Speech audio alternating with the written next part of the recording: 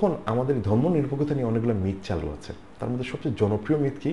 সেটা হচ্ছে এটা ভারতের কনস্টিটিউশন থেকে কপি করে নিয়ে আসা হয়েছে। আপনি দেখবেন যে আজকালকে যারা মানে তালাল আসাদের নাম আপনারা অনেকেই পরিচিত, সাওয়া মাহমুদের নাম অনেকেই পরিচিত, ইভেন আশিস নন্দীর নামও পরিচিত। অনেকে আমরা দেখেছি, আমি বাংলাদেশে অনেকে বুঝেন না তালাল আসাদ যে সময় বলেন, সেটা হচ্ছে যে মানে যে ওই ইউরোপের সেকুলারিজম হচ্ছে একটা বিশেষ প্রেক্ষাপট থেকে আসছে। আসলে উনি সেকুলারিজম মানে হচ্ছে ধর্ম নিরপেক্ষতা অর্থে বুঝতেছেন না, উনি বুঝতেছেন, আমি একটু পরে আবার আনপ্যাক করবো এটা, সেটা হচ্ছে যে ইহজাগতিকতা অর্থে।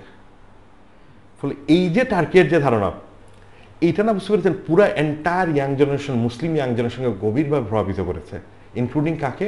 এই বাংলাদেশে বুঝতে পারছেন শিখা গোষ্ঠী তাদেরই অন্যতম। যে রাজশাহীর যে গ্রুপটা যারা সেমিনার সিম্পোজিয়াম করছেন, বুঝতে পেরেছেন, আলী আনোয়ার সহ অন্যরা, এরা যে অর্থে বুঝতে পারছেন সেকুলারিজম বুঝতেছেন, গণপরিষদে বুঝতে পারছেন যে যারা বুঝতে পারছেন বিলটা প্রণয়ন করছেন মানে বাংলাদেশের, এরা কি একই অর্থে বুঝেন কিনা? না, অর্থ হচ্ছে না।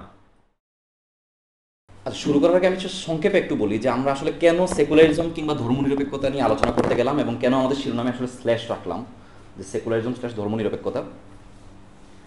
আমরা আসলে আহ, আমাদের এখানে সাধারণত সেকুলারিজমের বাংলা হিসেবে আমাদের সংবিধান ও ধর্মনিরপেক্ষতাই দেখি, কিন্তু এ নিয়ে রিসেন্টলি প্রচুর কথাবার্তা হচ্ছে।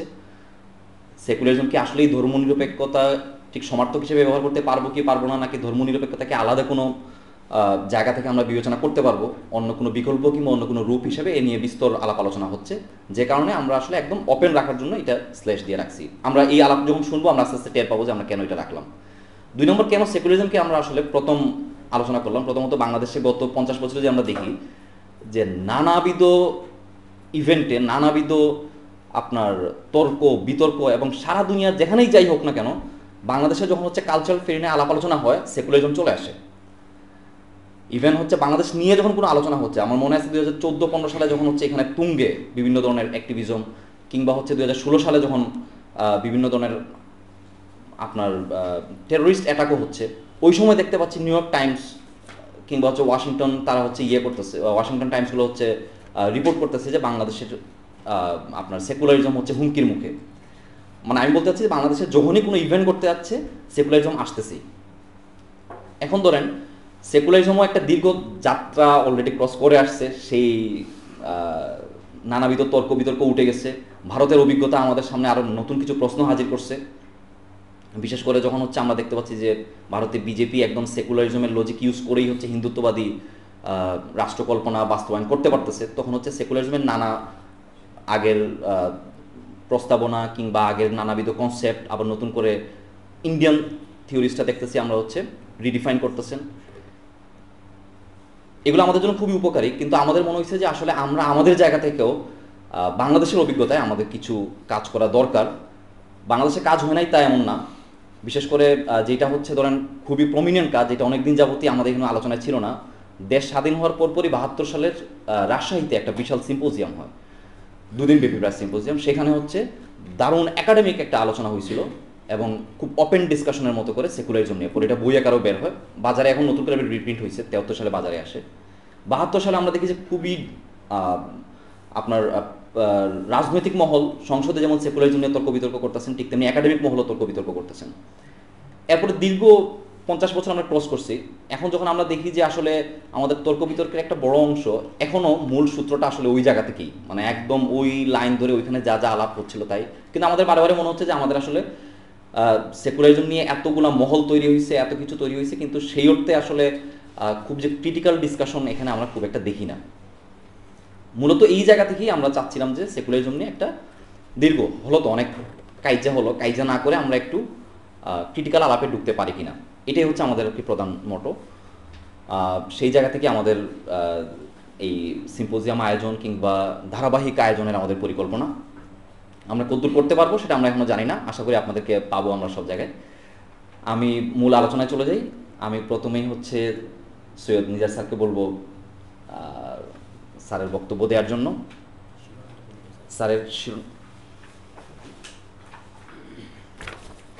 স্যারের শিরোনাম ধর্মনিরপেক্ষতা একটি দার্শনিক পর্যালোচনা। ভিতরেই আপনারা অ্যাবস্ট্রাক্টও পাবেন, আপনারা অ্যাবস্ট্রাক্টও দেখে নিন এখান থেকে। স্যারকে অনুরোধ করবো স্যারের লেকচার দেওয়ার জন্য। আমি প্রথমে আয়োজকদেরকে ধন্যবাদ জ্ঞাপন করব যে এই ধরনের একটা আয়োজন করার জন্য। পাশাপাশি যে অনেক অর্থে এটা খুবই ইন্টারেস্টিং যদি যে প্রকল্পটা ওনারা হাত দিয়েছেন সেটা যদি পুরোপুরি করতে পারেন, সেটা হচ্ছে যে আসলে বাংলাদেশে ধর্ম নিরপেক্ষতা অবলিক সেকুলারিজম, আমার ক্ষেত্রে আসলে বলা উচিত ধর্ম নিরপেক্ষতা এবং সেকুলারিজম, এই নিয়ে খুব একটা যে আলাপ হয়েছে যদি ভাবি যে আমরা হয়নি সেটা আসলে ভুল বলা হবে। প্রচুর আলাপ আছে, কিন্তু এই আলাপগুলোর কয়েকটা গুরুত্বপূর্ণ চরিত্র আছে এবং বৈশিষ্ট্য আছে। এবং অ্যাট দ্য সেম টাইম আমাদের এটাও মাথায় রাখা দরকার যে আলাপগুলো হয়েছে গত মানে যে প্রায় 100 বছর ধরে ঢাকায় বিশেষত আর কি, এবং বাংলাদেশে সেই সুবাদে সেই আলাপের একটা কিছু বিশেষ চরিত্র আছে, সেই চরিত্রগুলোও আসলে আমাদের এক ধরনের মানে যে পরিষ্কার করাটা খুব জরুরি আর কি। তো এই বিষয় মোরলেস আর কি যে আজকের আমার আলাপ আর কি। তো মানে আমি আস্তে আস্তে অগ্রসর হচ্ছি যে কী নিয়ে আলাপ করবো এবং কীভাবে আলাপ করব, এবং আসলে আমার এখানে এই আলাপের উদ্দেশ্যটা কী সেগুলো তো খুবই অতপ্রতভাবে জড়িত। বাট আমার এই উদ্দেশ্য হয়তো বা নেসেসারিলি যে আয়োজক যাদের তাদের হয়তো একই উদ্দেশ্য না থাকতে পারে, but at the same time আমার কাছে যেটা মনে হয় যে মানে এই ধরনের এক ধরনের সিস্টেমেটিক আলোচনাটা খুবই জরুরি। কিন্তু এই আলোচনায় ঢোকার আগে সেটা হচ্ছে যে মূলত যে আমার উচিত ছিল সবাইকে একই যে ধন্যবাদ জ্ঞাপন করা উপস্থিত সবাইকে, সেটা আমি ভুলে গেছি, এবং শুভেচ্ছা জানানো উচিত সেটাও আমি ভুলে গেছি। তো আমি আপনাদেরকে সবাইকে শুভেচ্ছা জানালাম। তো যেখানে ছিলাম মানে যে যে আলাপটা করা দরকার সেটা হচ্ছে যে আমরা যে মানে যে কখন আলাপ করছি, কোন মুহূর্তে আলাপ করছি এই ধর্ম নিরপেক্ষতা এবং সেকুলারিজম নিয়ে, এটা একটা বিশেষ প্রেক্ষাপটে এবং একটা বিশেষ সময় বাংলাদেশের।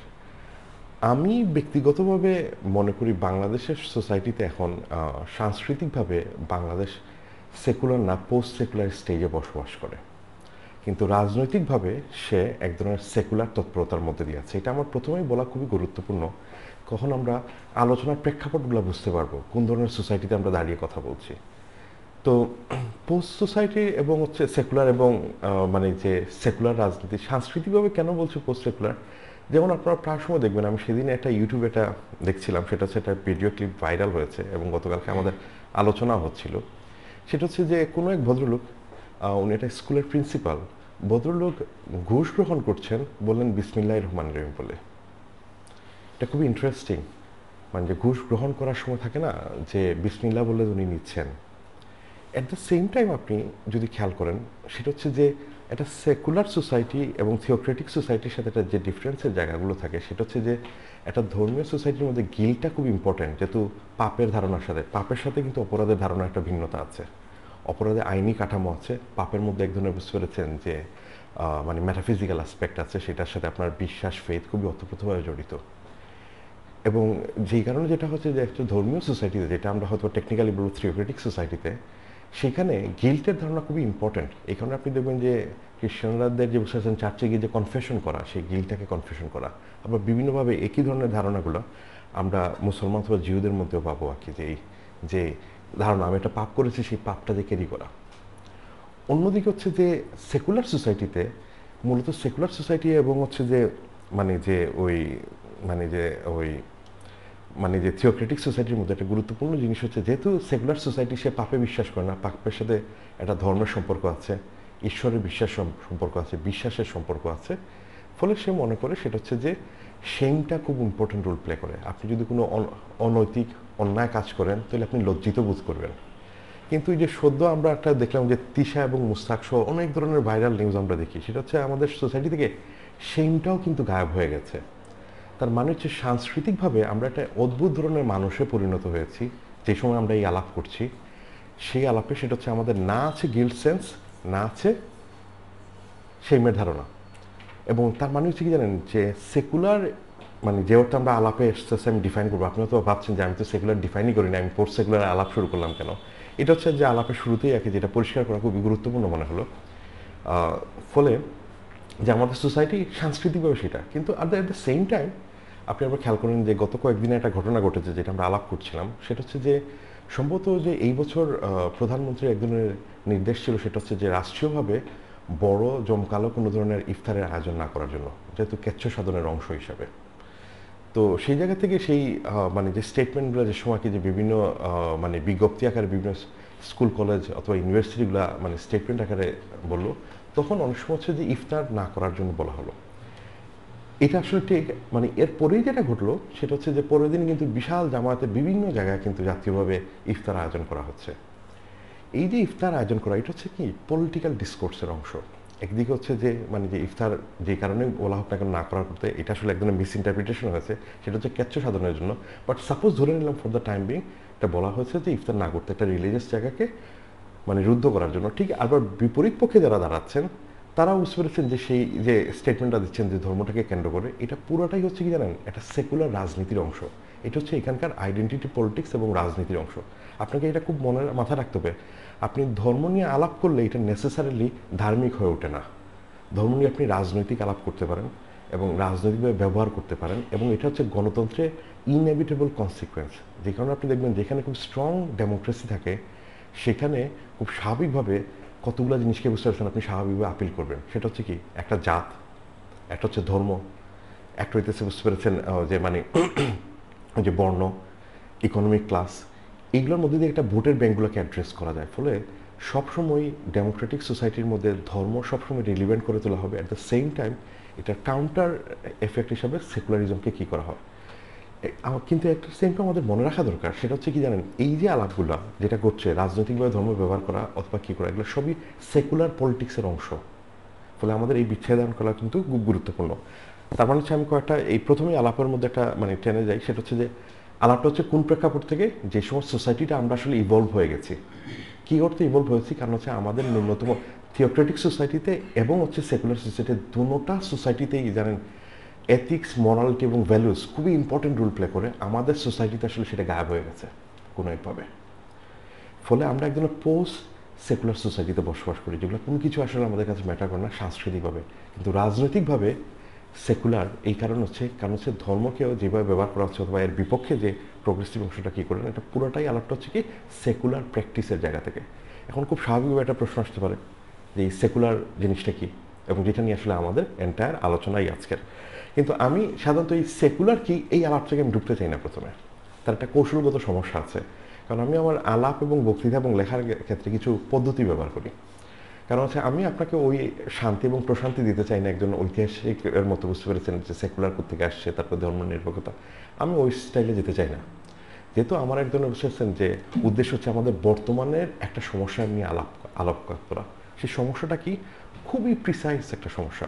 সেটা হচ্ছে আমাদের ৭২-এর যে সংবিধান ছিল, গণপরিষদের যে সংবিধানটা আসলে প্রস্তাব করেছিল, সেই সংবিধানে প্রথমে ইংরেজিতে ড্রাফট করা হয়, সেখানে সেকুলার শব্দটা ছিল, এবং হচ্ছে যে এই শব্দটা তারপর পরবর্তী সময়ে আর্টিকেল 12 সেটার একদম ব্যাখ্যা দেওয়া হয়েছে, এবং হচ্ছে এর পরবর্তীতে এটার আবার এক্সপানশনও আছে কিছু জায়গায়, যেমন হচ্ছে যে মূলত 23A-তে এক্সপানশন আছে। এখন আমার আসলে আলোচনা হচ্ছে এই প্রেক্ষাপট থেকে। তার মানে আমি ধর্ম নিরপেক্ষতাকে বোঝার চেষ্টা করব কোথার ক্ষেত্রে থেকে, সেটা হচ্ছে যে বাংলাদেশের কনস্টিটিউশনে কী অর্থে ধর্ম নিরপেক্ষতা বোঝা হচ্ছে প্রথম।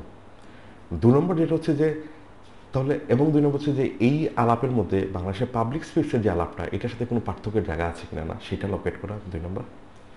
এবং হচ্ছে ৩ নম্বর সেটা হচ্ছে যে এটার চরিত্রটা কী। এখন আমরা অথবা অনেকেই জানি সেটা হচ্ছে যে এই ধর্ম নিরপেক্ষতার প্রিয়াম্বলে বলা আছে, প্রিয়াম্বলে যেমন হচ্ছে গণতান্ত্রিক মানে এবং হচ্ছে যে ডেমোক্রেটিক এবং হচ্ছে সোশ্যালিস্ট অ্যান্ড হচ্ছে যে সেকুলার স্টেটের এবং ন্যাশনালিস্ট স্টেটের কথা বলা হয়েছে। এই যে প্রিয়াম্বলে বলা হচ্ছে, কিন্তু এটার ব্যাখ্যাটা কোথায় আমরা পাই, সেটা হচ্ছে যে আর্টিকেল 12 এসে। এই আর্টিকেল 12 সেটা হচ্ছে ৭২-এর যে কনস্টিটিউশনটা যেটা ড্রাফট করা হয়েছিল, মানে হচ্ছে জুলাই দিকে আর কি। কারণ জুলাই এই সময়টা খুবই ইম্পর্টেন্ট, কারণ একটু আগে কিছুক্ষণ আগে যেহেতু ওই মুন্না বলছিল যে আলাপটা কি যে মানে যে রাজশাহীর যে গ্রুপের আলোচনা, ওইটা আমরা গ্র্যাজুয়ালি রিলেট করবো কীভাবে এই পুরো আলাপগুলো বিকাশ করছে এখানে।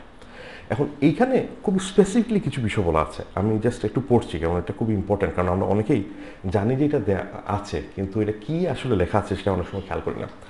ধর্ম নিরপেক্ষতা নীতি বাস্তবায়নের জন্য, তার মানে প্রথমে প্রিয়াম্বলে বলা হয়েছে ১২টা ব্যাখ্যা দেওয়া হচ্ছে। সেটা হচ্ছে কি সর্বপ্রকার সাম্প্রদায়িকতা, যেটার ইংরেজি করা হচ্ছে কমিউনিয়ালিজম। তারপর হচ্ছে যে এটা হচ্ছে খ হচ্ছে যে রাষ্ট্র কর্তৃক কোনো ধর্মকে রাজনৈতিক মর্যাদা দান, দ্যাটস অ্যানাদার একটা, সেটা হচ্ছে মানে রাষ্ট্র কর্তৃক কোনো ধর্মকে বিশেষ প্রিভিলেজ দেওয়া, এটা। নম্বর হচ্ছে গ, রাজনৈতিক উদ্দেশ্যে ধর্মকে ব্যবহার করা। এবং হচ্ছে ঘ, কোনো বিশেষ ধর্ম পালনকারী ব্যক্তির প্রতি বৈষম্য বা তাহার উপর নিপীড়ন বিলোপ করা হবে না। এটা হচ্ছে কি যে ধর্ম নিরপেক্ষতার যে আর্টিকেলটা আছে সেই আর্টিকেলটা আপনারা অনেকে ভাবছেন যে কেন আমি বলছি, এটা খুব বলা জরুরি।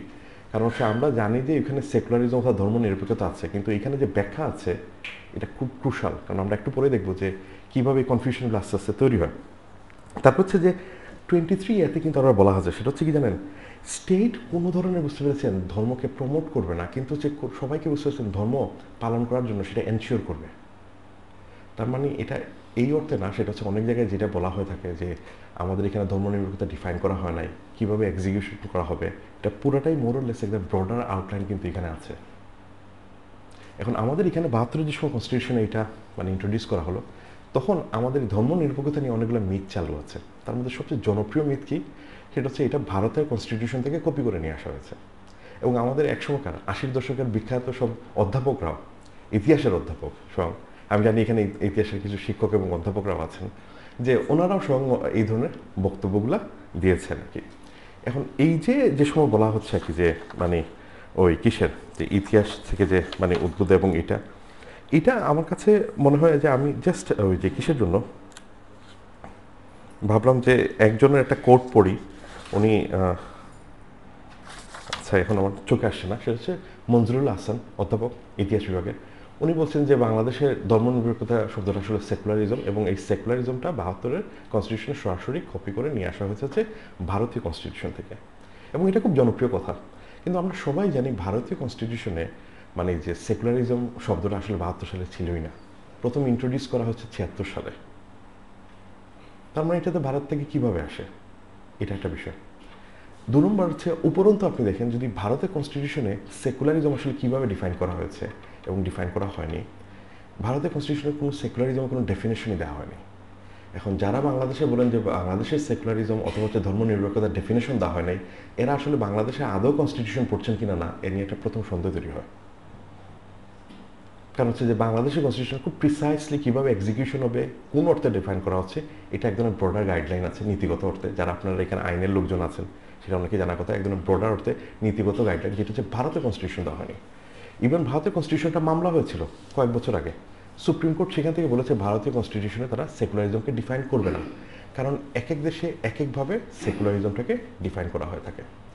এখন তাহলে খুব স্বাভাবিকভাবে প্রশ্ন আসে, তাহলে বাংলাদেশ থেকে 4 বছর পরে ভারতের কনস্টিটিউশনে যে সময় যে এই আলাপটা এসে যুক্ত হচ্ছে সেকুলারিজম, এবং হচ্ছে অ্যাট দ্য সেম টাইম 76-এ আরেকটা শব্দ ভারতের কনস্টিটিউশনে যুক্ত হয়েছে, সেটা হচ্ছে কি ওই যে কিসের সোশ্যাল যে আমাদের কনস্টিটিউশন যে ওয়ার্ডগুলো ছিল সেটা হচ্ছে যে ধর্মনিরপেক্ষতা এবং ডেমোক্রেসি, সেকুলারিজম এবং সোশ্যালিজম, এই শব্দটা একই টাইমে কিন্তু যুক্ত করা হচ্ছে 76-এ। খুব স্বাভাবিকভাবে একটা প্রশ্ন আসতে পারে, তাহলে কি বাংলাদেশ থেকে কি অনুকরণ করে এটা যাচ্ছে কিনা? না না, ইনফ্যাক্ট সেটা হয়নি, এটা এসেছে অন্য কোথাও থেকে। এবং that's something very important worth looking at, সেটা হচ্ছে বাংলাদেশের ইমার্জেন্সির সাথে এবং কনস্টিটিউশনের ড্রাফটিংয়ের সাথে এটার একটা সম্পর্কের জায়গা আছে, যেটা আমরা অনেক সময় উপেক্ষা করে থাকি। সেটা হচ্ছে যে আমাদের মাথায় রাখা দরকার, সেটা হচ্ছে যে আমেরিকা অথবা ইউরোপ কখনো ওই অর্থে মানে যে সেকুলারিজম প্রমোট করে না পলিটিক্যালি, স্পেশালি আমেরিকা করে না। আমেরিকা হইতেছে পৃথিবীর যতগুলো থিওক্রেটিক রাষ্ট্র আছে তার সাথে কিন্তু গভীরভাবে সম্পর্ক ভালো থাকে। তাহলে এটা মূলত ঐতিহাসিকভাবে কারা করতো, সেটা সোভিয়েত। এবং আপনারা হয়তো খেয়াল করবেন বাংলাদেশের সময় স্বাধীন হয় যেসব দেশ প্রথম একনালজ ছিল সেটা হচ্ছে ভুটান প্রথমে, ভারত, তারপর হচ্ছে যে খুব সহবারে মানে যে ওয়ার্সো প্যাকের যে দেশগুলো মূলত মানে সোভিয়েতের সাথে যারা যুক্ত, এই ওয়ার্সো প্যাকের দেশগুলো তাদেরকে অ্যাকনলেজ করেছে। ফলে এটা আনলাইকলি না, সেটা হচ্ছে বুঝতে পেরেছেন যে এই মানে যে সোশ্যালিজম শব্দটা হয়তো বা মানে ওই দিক থেকে এসেছে। এবং ভারত 76-এ বাধ্য হয়েছে তার পলিটিক্যাল কারণে। ভারত যে সময় ইনিশিয়ালি যে সময় অগ্রসর হচ্ছিল তখন তার কোনো ইচ্ছা ছিল না যে সেটা হচ্ছে যে সেকুলারিজম শব্দটা ইনিশিয়ালি যুক্ত করা। ইভেন তো বুঝতে পারছেন গান্ধী এবং নেহেরু, আমরা একটু পরেই দেখবো, দুইজনই কিন্তু বলেছেন ভারত এবং পাকিস্তান দুইটাই কিন্তু কী হবে, সেকুলার স্টেট হবে 47-এ। কিন্তু কেন বুঝতে পেরেছেন ভারতের কনস্টিটিউশনে এটা যুক্ত করা হলো না, পরে হচ্ছে যে 71-এর পরে যুক্ত করা হলো, এটা আসলে আমাদের এখানকার প্রেক্ষাপট বুঝতে খানিকটা সহায়তা করতে পারে। এবং হচ্ছে যে আমাদের আলোচনাটা কী কারণে বুঝতে পেরেছেন, আমাদের নিজেদের আঙ্গিকে টানা দরকার রাদার দেন অন্যান্য প্রেক্ষাপট থেকে। এখন এই যে আলাপটা যেটা আমরা বলছিলাম সেটা হচ্ছে যে যেখান থেকে ওই কিসের মানে যে তুলে কী হয়েছিল, সেটা হচ্ছে যে মানে মুক্তিযুদ্ধের পরে সেটা হচ্ছে যে ভারত যে সময় বুঝতে পেরেছেন মোর প্রো সোশ্যালিস্ট ব্লকের মধ্যে পড়লো, তখন সে এক ধরনের এই পলিটিক্যাল সুবিধার কারণে বুঝতে পেরেছেন এই দুটো ওয়ার্ড যুক্ত করেছিল, কিন্তু দে হ্যাভেন ডিফাইন্ড এনিথিং। সোশ্যালিজমটাও ডিফাইন করে না, যেটা বাংলাদেশেও করে নাই। অন টপ অফ দ্যাট সেটা হচ্ছে যে সেকুলারিজম বাংলাদেশ ডিফাইন করেছে, কিন্তু ভারত ডিফাইন করে নাই। তার মানে হচ্ছে যে বাংলাদেশের সেকুলারিজমের আইডিয়া ভারত থেকে আসলে আসেনি। ফলে এটা একটা জনপ্রিয় মিথ, এই মিথটা আসলে কমপ্লিটলি অর্থে ভুল। এখন এই যে সেকুলারিজম শব্দ যেটা কনস্টিটিউশনে ব্যবহার করা হচ্ছে, অথবা ধর্ম নিরপেক্ষতা যেটা আমরা আনিসুর জামান বাংলা করছে নাকি, এইটা আসলে আমাদের এখানে বাংলাদেশের জন্মের আগে দুইটা অর্থে ব্যবহার করা হতো। একটা হচ্ছে ইহজাগতিকতা অর্থে, আর একটা হচ্ছে অসাম্প্রদায়িকতা অর্থে। সেখানে আপনারা যদি বুঝতে পেরেছেন 1930s এবং 20s বুঝতে পেরেছেন যে শিক্ষাগোষ্ঠীদের লেখা যদি আপনারা খেয়াল করেন, তারপর হচ্ছে যে ওই সওগাতের লেখা, পাশাপাশি যদি আপনারা বুঝতে পারেন মোহাম্মদের লেখা যদি খেয়াল করেন অনওয়ার্ড, আপনি দেখবেন যে এই দুই অর্থেই এই শব্দগুলো ব্যবহার করা হচ্ছে। তার মানে হচ্ছে এই শব্দটা আসলে কোনো অর্থে যে বাংলাদেশে বুঝতে পেরেছেন হঠাৎ করে এসে হাজির হয়েছে তা না।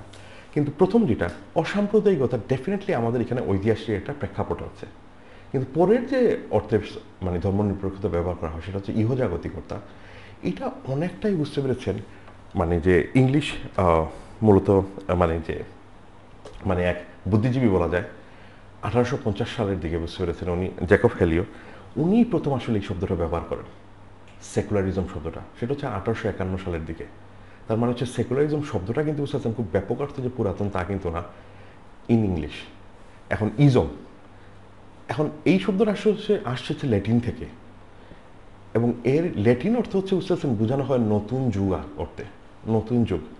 কিন্তু যে সময় বুঝতে পারছেন মানে জ্যাকব এটা ব্যবহার করছেন, উনি কি অর্থে ব্যবহার করছেন কি, সেটা হচ্ছে যে ওনারা যে সময় যেই অংশটা মূলত ব্রিটেনের বলতে চান যে মানে মূলত যে ব্রিটেনের সভরেনিটি, তারপর হচ্ছে চার্চের সাথে কি সম্পর্কগুলো হবে, এর প্রেক্ষাপট থেকে বুঝতে পারছেন একটা ওভারঅল জেনারেল টার্ম হিসাবে লোকেট করতে যাচ্ছেন, যারা হচ্ছে যে এইথিস্ট হতে পারে, যারা আবার প্রোটেস্ট্যান্ট বুঝতে পেরেছেন, যারা হচ্ছে অ্যান্টি মানে এক্সট্রিমলি অ্যান্টি যে মানে ক্যাথলিক, এই ধরনের বিভিন্ন অংশের লোকগুলো মিলেই যাদেরকে একজন রিপ্রেজেন্টেশন করার জন্য সেকুলার শব্দটা ব্যবহার করা হচ্ছে। কিন্তু অ্যাট দ্য সেম টাইম এর আগে চার্চের মধ্যেও কিন্তু বুঝতে পেরেছেন সেকুলার শব্দটা, যেটা ল্যাটিন ওয়ার্ডটা ব্যবহার করা হতো, যেটা কী অর্থে ব্যবহার করা হতো, চার্চের আসলে দুই ধরনের মানে বুঝতে পেরেছেন স্তরবিন্যাস ছিল। চার্চের ফাদারদের যারা উপরের অংশ, যারা সিনিয়ররা, এনারা অনেক বেশি বুঝতে পেরেছেন পরজাগতিক এবং হচ্ছে যে বুঝতে পেরেছেন যে ট্রান্সেন্ডেন্টাল বিষয় নিয়ে তাদের আগ্রহ। এদেরকে যে সময় একদম সুপিরিয়র জায়গা থেকে দেখানোর জন্য, যারা ইহজাগতিক বিষয় নিয়ে আগ্রহ, কোনো বৈষয়িক বিষয়গুলো নিয়ে যেসব চার্চের ফাদাররা বুঝতে পেরেছেন বেশি এঙ্গেজ থাকেন, তাদেরকে হেয় করার জন্য এই সেকুলার শব্দটা ব্যবহার করা হতো। কিন্তু এই সেকুলার শব্দ যে সময় বুঝতে পারছেন ইংরেজি ভাষায় সেকুলার ব্যবহার করা হচ্ছে, অ্যাট দ্য সেম টাইম আমাদের মাথায় রাখা দরকার এইটার আরও অনেকগুলো alternative at the same time বাজারে ছিল। একটা হচ্ছে হিউম্যানিজম। তার মানে হচ্ছে সেকুলারিজম শব্দের সাথে খুব অথভূতভাবে জড়িত হচ্ছে কি জানেন ইউরোপে হিউম্যানিজমের ধারণা। এই দুইটা অবিচ্ছেদ্য, এবং এই অর্থেই আসলে আজকালকে যারা বুঝতে পেরেছেন মানে যে পোস্ট কলোনিয়ালিস্টরা যে সময় আলোচনা করেন, এরা অনেক অর্থেই এই অর্থে ধরে আলাপ করে নাকি, এটা লকেট করা আমাদের জন্য খুব ইম্পর্টেন্ট। এখন তাহলে এই ইউরোপের আসলে কোন অর্থে মানে যে ওই সেকুলারিজম এবং কী অর্থে এটা ব্যবহার করা হচ্ছে, যেটা আমাদের আসলে এক্সপ্লোর করা দরকার। এবং হচ্ছে যে মানবতাবাদ বলতে আসলে কি মানবতাবাদ বলা হচ্ছে।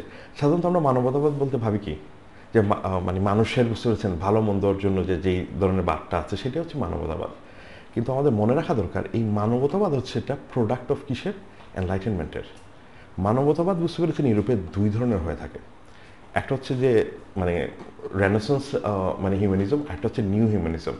এই দুইটার মধ্যে ডিফারেন্স ধরাটা খুবই গুরুত্বপূর্ণ। আপনারা যদি এইসব আলাপের মধ্যে আমাদের যে সময় আজকালকার জেনারেশন যারা খুব সিস্টেমেটিকলি ঢুকতে যাচ্ছেন তাদের জন্য কী তোলে পার্থক্যটা এই রেনেসান্স মানবতাবাদ যে সময় রেনেসান্সের পরে যে সময় বুঝতে পেরেছেন যে গ্রিক লিটারেচারগুলোর সাথে যে সময় পরিচিত হচ্ছেন, মানে তখন এখানে যে ইন্সপিরেশনটা কাজ হচ্ছে কি জানেন, এক ধরনের বুঝতে পারছেন যেগুলো যে টেক্সটগুলো ধর্মীয় না, এরিস্টটল, প্লেটো, এদের সাথে অভ্যস্ত হওয়া হচ্ছে। এবং অ্যাট দ্য সেম টাইম যেটা হচ্ছে কি জানেন, ওই সময়কার যে আর্ট এবং ক্রাফটগুলো আছে এবং টেকনিকগুলো আছে, সেই টেকনিকগুলো এক ধরনের মানে যে এই রেনেসান্স শিল্পীরা ব্যবহার করছে।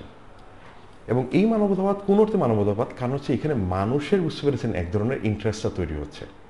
বাট এইটা নিউ হিউম্যানিজম যেটা সেকুলারিজমের সাথে কাছাকাছি, এটার সাথে একটা বিশাল পার্থক্যের জায়গা আছে। এখন এই বিষয়ে একটু বলে রাখা দরকার, আপনার খুব সহজেই বুঝতে পারার কথা। যেমন মনে করেন মাইকেল অ্যাঞ্জেলো, রেনেসান্সের খুব গুরুত্বপূর্ণ লোক না, রেনেসান্স ম্যান।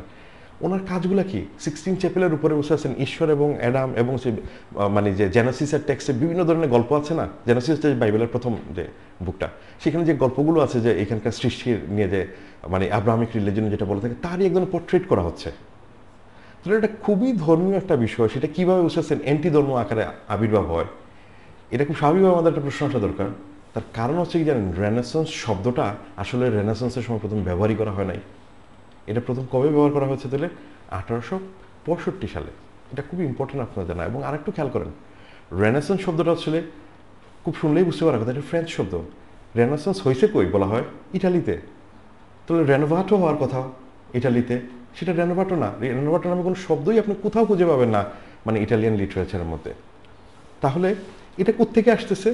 তার কারণ হচ্ছে কি জানেন, হিস্টোরিয়ানরা সবসময় কাল তৈরি করেন, সময় তৈরি করেন, ওই পিরিয়ডটা যে আগের পিরিয়ড থেকে ভিন্ন এটা লোকেট করার জন্য ফ্রেঞ্চ হিস্টোরিয়ানরা এই প্রথম ব্যবহার করেন হচ্ছে 1856 সালের দিক দিয়ে রেনেসান্স শব্দটা। কিন্তু ওই অর্থে এখানে কোনো ফিলোসফিক্যাল দৃষ্টিভঙ্গিগুলো ছিল না, মোরলেস হচ্ছে অ্যারিস্টটল, প্লেটো এবং গ্রিক আর্কিটেকচার এগুলো নিয়ে একটা আগ্রহ তৈরি হয়েছিল। কিন্তু ফিলোসফিক্যালি যে সময়কার একটা ট্রান্সফরমেশনটা শুরু হচ্ছে সেটা কখন? সেটা হচ্ছে এনলাইটেনমেন্টের সাথে সাথে। তার মানে হচ্ছে একটা জিনিস মনে রাখবেন যে এনলাইটেনমেন্ট মধ্যে সেকুলারিজম এবং হিউম্যানিজম খুবই ওতপ্রোতভাবে জড়িত। এই এনলাইটমেন্টের বিভিন্ন ধরনের ক্যারেক্টার আছে, ঠিক এক্স্যাক্টলি এই কারণে হিউম্যানিজমেরও বিভিন্ন ক্যারেক্টার আছে, এক্স্যাক্টলি এই কারণে সেকুলারিজমের ডিফারেন্ট ক্যারেক্টার আছে। এই কারণে আমরা কি আমেরিকায় যে ধরনের সেকুলারিজম পাই, এই ধরনের সেকুলারিজম আমরা পাই না কোথাও ফ্রান্সের এটাকে বলা হয় লাইসিতে, আমেরিকাটাকে বলা হচ্ছে সেকুলারিজম। এর মধ্যে ডিফারেন্সের জায়গা আছে, কিন্তু এট দ্য সেম টাইম মনে রাখা দরকার এই সেকুলারিজম শব্দটা বিভিন্ন অর্থে ব্যবহার করা হয়ে থাকে, যেটা আমরা গ্র্যাজুয়ালি আস্তে আস্তে আনপ্যাক করা খুবই জরুরি।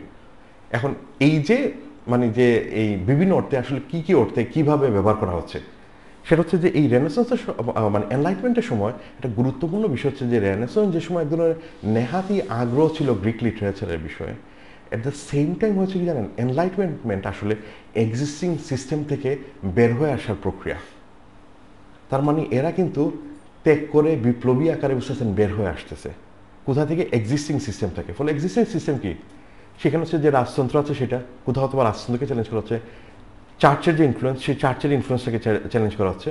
ফলে এই জায়গাগুলো খুবই ইম্পর্টেন্ট এবং ক্রুশাল, সেটা হচ্ছে যে সেকুলারিজম এবং মানবতাবাদ বোঝার ক্ষেত্রে। এখন ওনারা যেটা হচ্ছে যে রেনেসান্সের মানে হিউম্যানিজমের সাথে যেটা হচ্ছে আইডিয়াটা, সেটা হচ্ছে রেনেসান্স হিউম্যানিজম মূলত যেটা হচ্ছে যে বলা হচ্ছে কি জানেন, যে মানুষ হচ্ছে কেন্দ্রিক। যেটা আজকালকে আপনারা যেরকম এনভায়রনমেন্টাল এথিক্স টেথিক্স পড়ি না, যে আমরা জানি যে পুরো পৃথিবীর 12টা বাজায় দিয়েছি কি কারণে? আমি সেন্টার ভেবে, এই আমি মানুষরা।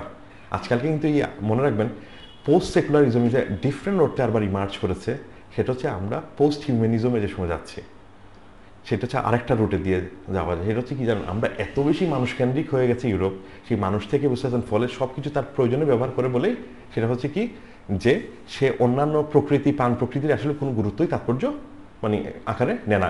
এই যে রেনেসান্স যেটা হচ্ছে যে কি মানুষের জন্য সব কিছু করে। এখন মানুষের জন্য কি, মানুষের এই জগৎ আছে, ফলে এই জগতে তার ওয়েলবিং কীভাবে বাড়ানো যায়, বেটার করা যায়, এইটা হচ্ছে পুরা এন্টায়ার এই আইডিয়ার মূল জায়গাটা। এবং এক্স্যাক্টলি এই কারণে এটাকে বলা হয় কি ইহজাগতিকতা। মানে চার্চে ল্যাটিন অর্থে যে অর্থে ব্যবহার করা হচ্ছে যে একটা লোয়ার অর্থে, বাট এটা মোর সিস্টেমেটিক আকারে যেটাতে মানবতাবাদে দেখা হচ্ছে ইহজাগতিকতা অর্থে। এবং এক্স্যাক্টলি সিমিলার অর্থে আপনি দেখবেন যে আজকালকে যারা মানে তালাল আসাদের নাম আপনারা অনেকেই পরিচিত, সাও মাহমুদের নাম অনেকেই পরিচিত, ইভেন আশিস নন্দীর নামও পরিচিত। অনেকে আমরা দেখেছি, আমি বাংলাদেশে অনেকে বুঝেন না তালাল আসাদ যে সময় বলেন, সেটা হচ্ছে যে মানে যে ওই ইউরোপের সেকুলারিজম হচ্ছে একটা বিশেষ প্রেক্ষাপট থেকে আসছে। আসলে উনি সেকুলারিজম মানে হচ্ছে ধর্ম নিরপেক্ষতা অর্থে বুঝতেছেন না, উনি বুঝতেছেন, আমি একটু পরে আরেকবার আনপ্যাক করবো এটা, সেটা হচ্ছে যে ইহজাগতিকতা অর্থে। এবং হচ্ছে যে এই ইহজাগতিকতা অর্থে এক্স্যাক্টলি সেম টাইম আপনি দেখবেন যে সময় আশিস নন্দী যে সময় বলছেন কি যে আসলে secular, I am not secularist যে সময় বলেন, ওইটা ওই অর্থে উনি বলছেন সেটা হচ্ছে যে উনি ইহজাগতিক না অর্থে। এর তো এই না বুঝতে পারছেন আশিস নন্দী মোরালি মনে করছেন এটা অ্যাকসেপ্টেবল, ভারতে বুঝতে পারছেন কোনো হিন্দু কোনো মুসলমান অথবা খ্রিস্টানের উপরে নিপীড়ন চালাবে এটা মোরালি অ্যাকসেপ্টেবল, এটা উনি একদমই বলছেন না। উনি মূলত পুরো লেখাটাই সাজানো হয়েছে কোথা থেকে, সেটা হচ্ছে যে ওই ইহজাগতিকতার সেন্স থেকে। ফলে সেকুলারিজমের যে ক্রিটিকগুলো আপনার পোস্ট কলোনিয়ালিস্টরা দেখবে নাকি, এটা লার্জলি হচ্ছে ইহজাগতিকতার ক্রিটিসিজম। কারণ হচ্ছে ইহজাগতিকতার সাথে খুবই ওতপ্রোতভাবে আর একটা গুরুত্বপূর্ণ টার্ম আছে, সেটা হচ্ছে জাতি এবং জাতীয়তাবাদ। এবং আমি সম্ভবত যে ইমরান কামালের তার পরের কাজ হচ্ছে জাতি নিয়ে, এবং এটা খুবই ক্রুশাল এবং ইম্পর্টেন্ট। এই জাতীয়তাবাদ এবং ধর্মনিরপেক্ষতা খুবই ইন্টারেস্টিং ক্যারেক্টার এবং ধর্মের সাথে, মানে যে এটা একটা আরেকটার বুঝতে পেরেছেন সাথে আসে। কিন্তু আজকের আলাপে আসলে আমি ওই অংশটা ফোকাস করবো না, কারণ হচ্ছে প্রচুর সময়ের আলাপ এবং আমার এই যে পরের যে কাজগুলো ওইখানে একটা গুরুত্বপূর্ণ অংশও জুড়ে আছে সেই জায়গাগুলো। এখন এই যে বিষয়টা যেটা এখন ওনারা যে সময় খুব স্বাভাবিকভাবে কি ইউরোপে একটা বিশেষ প্রেক্ষাপট থেকে এই আইডিয়াটা ইমার্জ করছে, তাই না, চার্চের প্রেক্ষাপট থেকে। এবং হচ্ছে যে অন দ্য সেম টাইম বুঝতে পেরেছেন যে এই আমাদের যে সমকালীন যে ধরুন মানে যে ওই কিসের মানে যে যারা মোরলেস যারা সেকুলারিজমের পক্ষে অথবা বিপক্ষে আলাপ করেন তারা অনেকেই একটা বিষয় বলে থাকেন, পয়েন্ট আউট করে থাকেন, সেটা হচ্ছে কি জানেন, যে সেকুলারিজম সে খুবই ইউরোপিয়ান একটা আইডিয়া অথবা ধর্ম নিরপেক্ষতা হচ্ছে ইউরোপিয়ান আইডিয়া, যে সময় ওনারা ধর্ম নিরপেক্ষতাকে সেকুলারিজম হিসেবে পাঠ করেন। এবং হচ্ছে আমাদের আসলে রাষ্ট্রে মানে যে অথবা পৃথিবীর ইউরোপের বাইরে আসলে এই আইডিয়ার আদৌ প্রেক্ষাপট আছে কিনা না এইটার এক ধরনের প্রশ্ন তৈরি করেন। এখন আমি এই আলোচনার হয়তো আপনারা যে সময় যে অ্যাবস্ট্রাক্টে পড়েছেন, আমি এতক্ষণ যে আলাপগুলো করছেন এটা অনেকটাই ভূমিকা টাইপের। সেটা হচ্ছে যে আমি বলছিলাম সেটা হচ্ছে কি জানেন, এটা একটা বড় সমস্যা। বড় সমস্যা কাদের জন্য জানেন, যেটা হচ্ছে এটা যদি ইউরোপিয়ান আইডিয়া হয়ে থাকে তাহলে তো খুব স্বাভাবিকভাবে বুঝতে পেরেছেন আমরা যদি এখানে এটা এক্সিকিউট করতে যাই তাহলে প্রথম সমস্যা কি, এটা একটা প্রবলেম। মানে ইউরোপিয়ান আইডিয়াকে আমরা নিয়ে আসছি, যেটা মনে হয় যে সার্ভার তুষার এই বিষয়ে ডিটেলে আলাপ করবেন মানে কিছুক্ষণ পরে। তো এই যে এখানে আমরা যে এক্সিকিউশনের যে বিষয়টা মানে তুলে আনা হচ্ছে আর কি, তার মানে হচ্ছে কি খুব স্বাভাবিকভাবে এটা কি স্থানকাল পাত্র আমরা না হিসাব করে এই এক ধরনের আইডিয়াটাকে কপি করার চেষ্টা করছি, যেটা একটা রিডিং তৈরি হয়, তাই না। এইটা আসলেই বুঝতে পেরেছেন বড় সমস্যা কাদের জন্য, যারা আমরা বিউপনিবেশন নিয়ে আলাপ করি। আমার এই ইন্টারেস্টের পিছনে মানে ধর্মনিরপেক্ষতার একটা কারণ হচ্ছে আমি বিউপনিবেশন নিয়ে আগ্রহী। এখন আমাদের সমস্যা হচ্ছে কি, আমরা একদিকে যেটা হচ্ছে যে যে ইউরোপিয়ান যে কোনো চিন্তাকে অথবা বিশেষত এনলাইটেনমেন্ট থেকে যে চিন্তাগুলো আসছে সেটাকে আমরা আনক্রিটিক্যালি অ্যাকসেপ্ট করতে চাই না। অন দ্য আদার হ্যান্ড আপনি একটা বাংলাদেশের যে যারা নাগরিক আছেন, যারা ট্যাক্স পে করেন, ভোট প্রদান করেন, তাদের মধ্যে কি আপনি সেগ্রিগেট করতে পারেন, যে বৈষম্য করতে পারেন? বৈষম্য তো করতে পারেন না, সে তো ট্যাক্স পে করছে, নাগরিকও এখানকার। ফলে আপনি তাদের মধ্যে বৈষম্য তৈরি করতে পারেন না। বৈষম্য যদি না তৈরি করতে পারেন তাহলে খুব স্বাভাবিকভাবে আমরা বুঝি কি বুঝতে পারছেন, নৈতিকভাবে এটা গুরুত্বপূর্ণ বুঝতে পারছেন রাজনৈতিক নীতি হতে পারে কি ধর্মীয়ভাবে রাষ্ট্রকে নিরপেক্ষ হওয়া। ফলে এটা একটা খুবই জটিল সমস্যা এবং এই সমস্যাটা কি জানেন, আমাদের এই সময়কার লিভিং সমস্যা। আমাদের মতো যারা একদিকে বিউপনিবেশনের কথা বলেন, অন্যদিকে হচ্ছে যে আবার ন্যায় এবং ন্যায্যতার কথা বলতে চান। ফলে এই সমস্যাটার এক ধরনের বুঝতে পেরেছেন তত্ত্বীয় সমাধান দরকার। ফলে আমি এই আলাপে যেই কাজটা করার চেষ্টা করছি কি, সেটা আমি যে এমনি পয়েন্ট আকারে বলছি, আমি মূলত যে এইভাবে আলাপটা আস্তে আস্তে অগ্রসর হবো সেটা হচ্ছে যে গণপরিষদের যে সংবিধানে যে ধর্ম নিরপেক্ষতার আলাপ আছে না, এইটা খুবই ডিফারেন্ট কিসে থেকে জানেন, সেটা হচ্ছে যে ইউরোপিয়ান যে সেকুলারিজমের ধারণা থেকে অথবা লাইসিসের ধারণা। এটা হচ্ছে প্রথম যেটা আমি অংশে দেখানোর চেষ্টা করব। 2 নম্বর অংশ সেটা হচ্ছে কি, যে তাহলে একটা প্রশ্ন আসতে পারে, আমাদের এখানে যে বুদ্ধিজীবীরা যারা আছেন এরা তো খুবই অর্থপূর্ণভাবে থাকে না সেকুলারিজমের পক্ষে বিপক্ষে বিতর্ক করছেন না, পক্ষে বিপক্ষে বিতর্ক করছেন, তাহলে ওনারা অর্থপূর্ণভাবে কেন কীভাবে পক্ষে বিপক্ষে বিতর্ক করতে পারছেন? তার কারণ হচ্ছে কি জানেন, যারা পক্ষে যারা এনলাইটেনমেন্ট দ্বারা প্রভাবিত যে অংশটা, এই অংশটা যেরকম বুঝতেছেন ইউরোপিয়ান ধারণা দ্বারা প্রভাবিত, ঠিক এক্স্যাক্টলি তার বিপরীতে যারা এর বিরোধিতা করছেন এরাও ইউরোপিয়ান ধারণা দ্বারা প্রভাবিত। তার মানে হচ্ছে এরা আসলে বাংলাদেশের সংবিধানের মধ্যে বুঝতে পেরেছেন কী অর্থে ধর্ম নিরপেক্ষতা ডিফাইন করা হয়েছে, তারা পরিশ্রম করে এটা পড়ারও জরুরি মনে করে নাই। এক্স্যাক্টলি এই কারণে আপনাদের সামনে আমি প্রথমে এই সংবিধানটা নিয়েই আলাপটা শুরু করছিলাম। এটা খুবই জরুরি, কারণ আমাদের এখানে বড় শ্রেণীর বুদ্ধিজীবীরা হচ্ছে বুঝতেছেন একটা ইমাজিনারি ল্যান্ডে বসবাস করেন এবং ইমাজিনারি ডিসকাশনের মধ্যে থাকেন। এবং এটা কি করে, এটা ভালো ইউরোপকে সমৃদ্ধ করতে পারে, যেমন তালাল আসাদের আলোচনা ইউরোপকে সমৃদ্ধ করে, সাও মাহমুদের আলোচনা ইউরোপকে সমৃদ্ধ করে।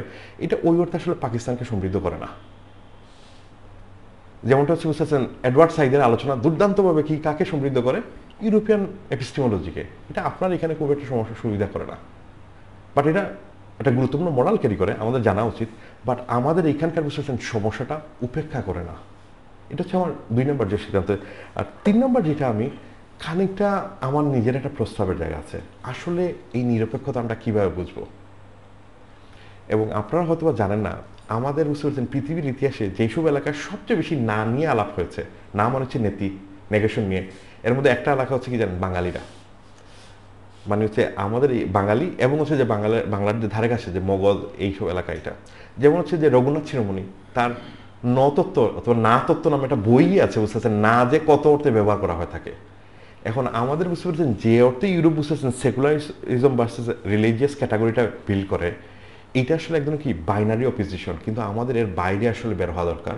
এবং আমাদের এইখানে এক ধরনের ব্যাখ্যা আছে, এটা কিভাবে ব্যাখ্যা দেওয়া যেতে পারে ধর্ম নিরপেক্ষতা, এবং সেটা হচ্ছে কি একদম এটাকে বলা যেতে পারে বিদার্শনিক ব্যাখ্যা। সেটা কি জিনিস আমি হয়তো লাস্টের দিকে আপনাকে ব্যাখ্যা করবো। আপনারা এই হচ্ছে মোরলেস বুঝতে পেরেছেন যে আপনারা যে এই আগামী যে সময়টা আছে যেই বিষয়গুলা মানে যে ওই আলাপ করবে। তবে আপনাদের অনেকের চেহারা দেখে মনে হচ্ছে যে আমি আপনার মাথার উপরে ভয়ঙ্কর ধরনের চাপ তৈরি করছি, তো যদি সেটা করে থাকে আমি আগেই ক্ষমা চেয়ে নিচ্ছি আর কি। এটা এখন আপনি একটা বিষয় দেখেন, আমাদের এখানে যদি মানে এই যে সেকুলারিজম শব্দটা আসলে ইউরোপে আসলে সেকুলারিজম বলতে কি বোঝানো হয় এবং কি আমরা সবাই জানি যারা বাইবেল পড়েছি, সেটা হচ্ছে ম্যাথিউতে বলা হচ্ছে কি যে সেটা হচ্ছে যে কিং কে হতে পারেন অথবা কে রুল করতে পারেন, কে সভরেন, গড, তাই না? ম্যাথিউ হচ্ছে যে বাইবেল একটা বোকাকে যে সেটা হচ্ছে যে গড। এখন এটা অবভিয়াসলি একটা প্রবলেম তৈরি করেছে কখন সেটা বুঝতে পারছেন সেই রোমান প্রেক্ষাপট থেকে। রোমানরা বুঝতে পারছেন একদিকে সিজাররা পাচ্ছেন আপনি, অন্যদিকে হচ্ছে ক্যাথলিক পোপরা। এখন এটা কে রুল করবে? যদি গড রুল করেন তাহলে গডের প্রতিনিধি কে? অবভিয়াসলি হচ্ছে পোপ। তাহলে পোপ হচ্ছে কি লেজিটিমেট রুলার। ফলে এটা একটা আর্লি ফেজে বুঝতে পেরেছেন রোমান এম্পায়ার একটা কনফ্লিক্ট তৈরি করে। তখনই যেটা করা হয় কি জানেন, প্রথমে ইন্ট্রোডিউস করা যে হ্যাঁ দুজন এটা রুল করতে পারেন। সেটা হচ্ছে কি দ্বিতীয়জমের যে জায়গা থেকে সেটা হচ্ছে কি কিং এবং হচ্ছে কি পোপ।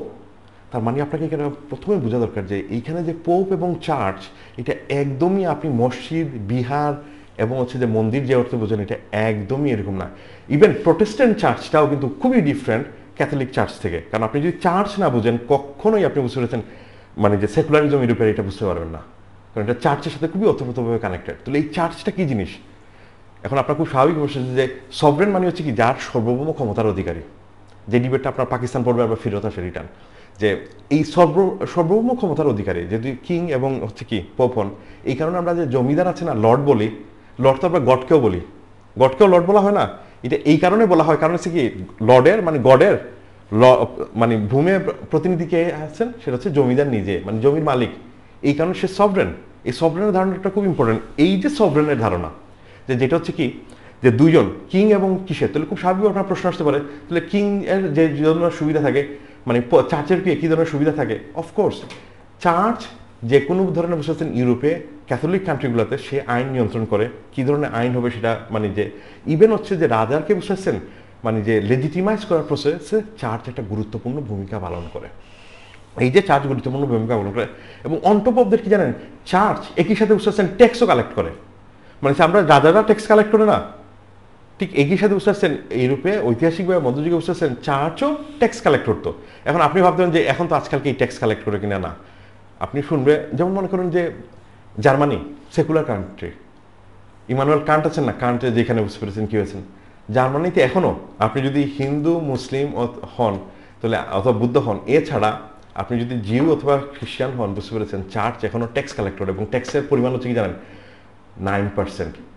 এবং 9% কোথা থেকে কালেক্ট হয়? আপনি যে সময় আমাদের এখানে যেরকম বেতনে বুঝতে পেরেছেন সরকারি যারা চাকরি করি আমরা বেতন থেকে কর্তন করে নিয়ে নেওয়া হয় না, প্রথমেই 10% করে 15% করে, ঠিক এক্স্যাক্টলি বুঝতে পারছেন চার্চ এখনও বুঝতে পেরেছেন আপ টু 9% সে ট্যাক্স ওইখান থেকে কর্তন করে নিয়ে যায়। কিন্তু জার্মানি হচ্ছে সেকুলার স্টেট। মানে দেখেন এখন আপনি যদি এই যে সেকুলার স্টেটের যে বুঝতেছেন ডাইমেনশন আপনি যতটা ফ্ল্যাটলি ভাবেন এটা একদমই ফ্ল্যাট না, it's a very complicated idea. এবং বিভিন্ন জায়গায় বিভিন্ন অর্থে সেকুলারিজমটা কি হয়েছে এটা হচ্ছে জার্মানিতে চার্চের ট্যাক্স নেয়া। এখন আপনি বলেন তো ইংল্যান্ডকে আমরা অনেকেই ভাবি কি সেকুলার স্টেট, তাই না? ইংল্যান্ড কিন্তু সেকুলার না। গভর্নমেন্ট মানে চার্চের পক্ষ থেকে নেয়, এই কারণে হ্যান্ডেলিং চার্জও বসায়। মানে হচ্ছে যে টাকাটা নিল না 18-19 বিলিয়নের মতো, এখন একটু কমে গেছে সেইটা হিস্টোরি, আমি ওই স্টোরিটা তাহলে একটু বলি। যেরকম আমাদের ট্যাক্স কালেকশন যে এনডিআর আছে না, যেটা হচ্ছে ট্যাক্স রেভিনিউ যে কালেক্ট করে, ঠিক এক্স্যাক্টলি ওইখানে কি বুঝলেন ট্যাক্স কালেকশন কমিটিটা খুবই স্ট্রং। তারা ট্যাক্সটা নেয়, ট্যাক্স যেহেতু তারা নেয় চার্চের পক্ষ থেকে নিয়ে আবার চার্চকে এটা ট্রান্সফার করে। এই কারণে চার্চ কি করে একটা পার্সেন্টেজ তাদেরকে সার্ভিস চার্জ হিসেবে দেয়। এই যে গুরুত্বপূর্ণ দায়িত্ব তারা পালন করলো, না হলে তো চার্চের ফাদাররা এই কাজ করতে হতো। জি জুরাও এক্স্যাক্টলি সেনগনেরও বুঝতে পেরেছেন তারা ইন্ট্রোডিউস করেছে লেটার রিসেন্টলি কিছুদিন আগে। ইভেন যে সেটাও তারাও কি করতে পারে ট্যাক্স কালেক্ট করতে পারে, ওই যে সেম প্রসেসে আপনার বেতন থেকে নিয়ে নেওয়া হবে। তার মানে আপনি টাকাটা যে নিজে দিচ্ছেন তা কিন্তু না, আপনার বেতন থেকে মাসে মাসে সপ্তাহে সপ্তাহে আপনার প্রথমেই কর্তন করে ফেলা হয়। এটা সরাসরি চার্জে চলে যায়।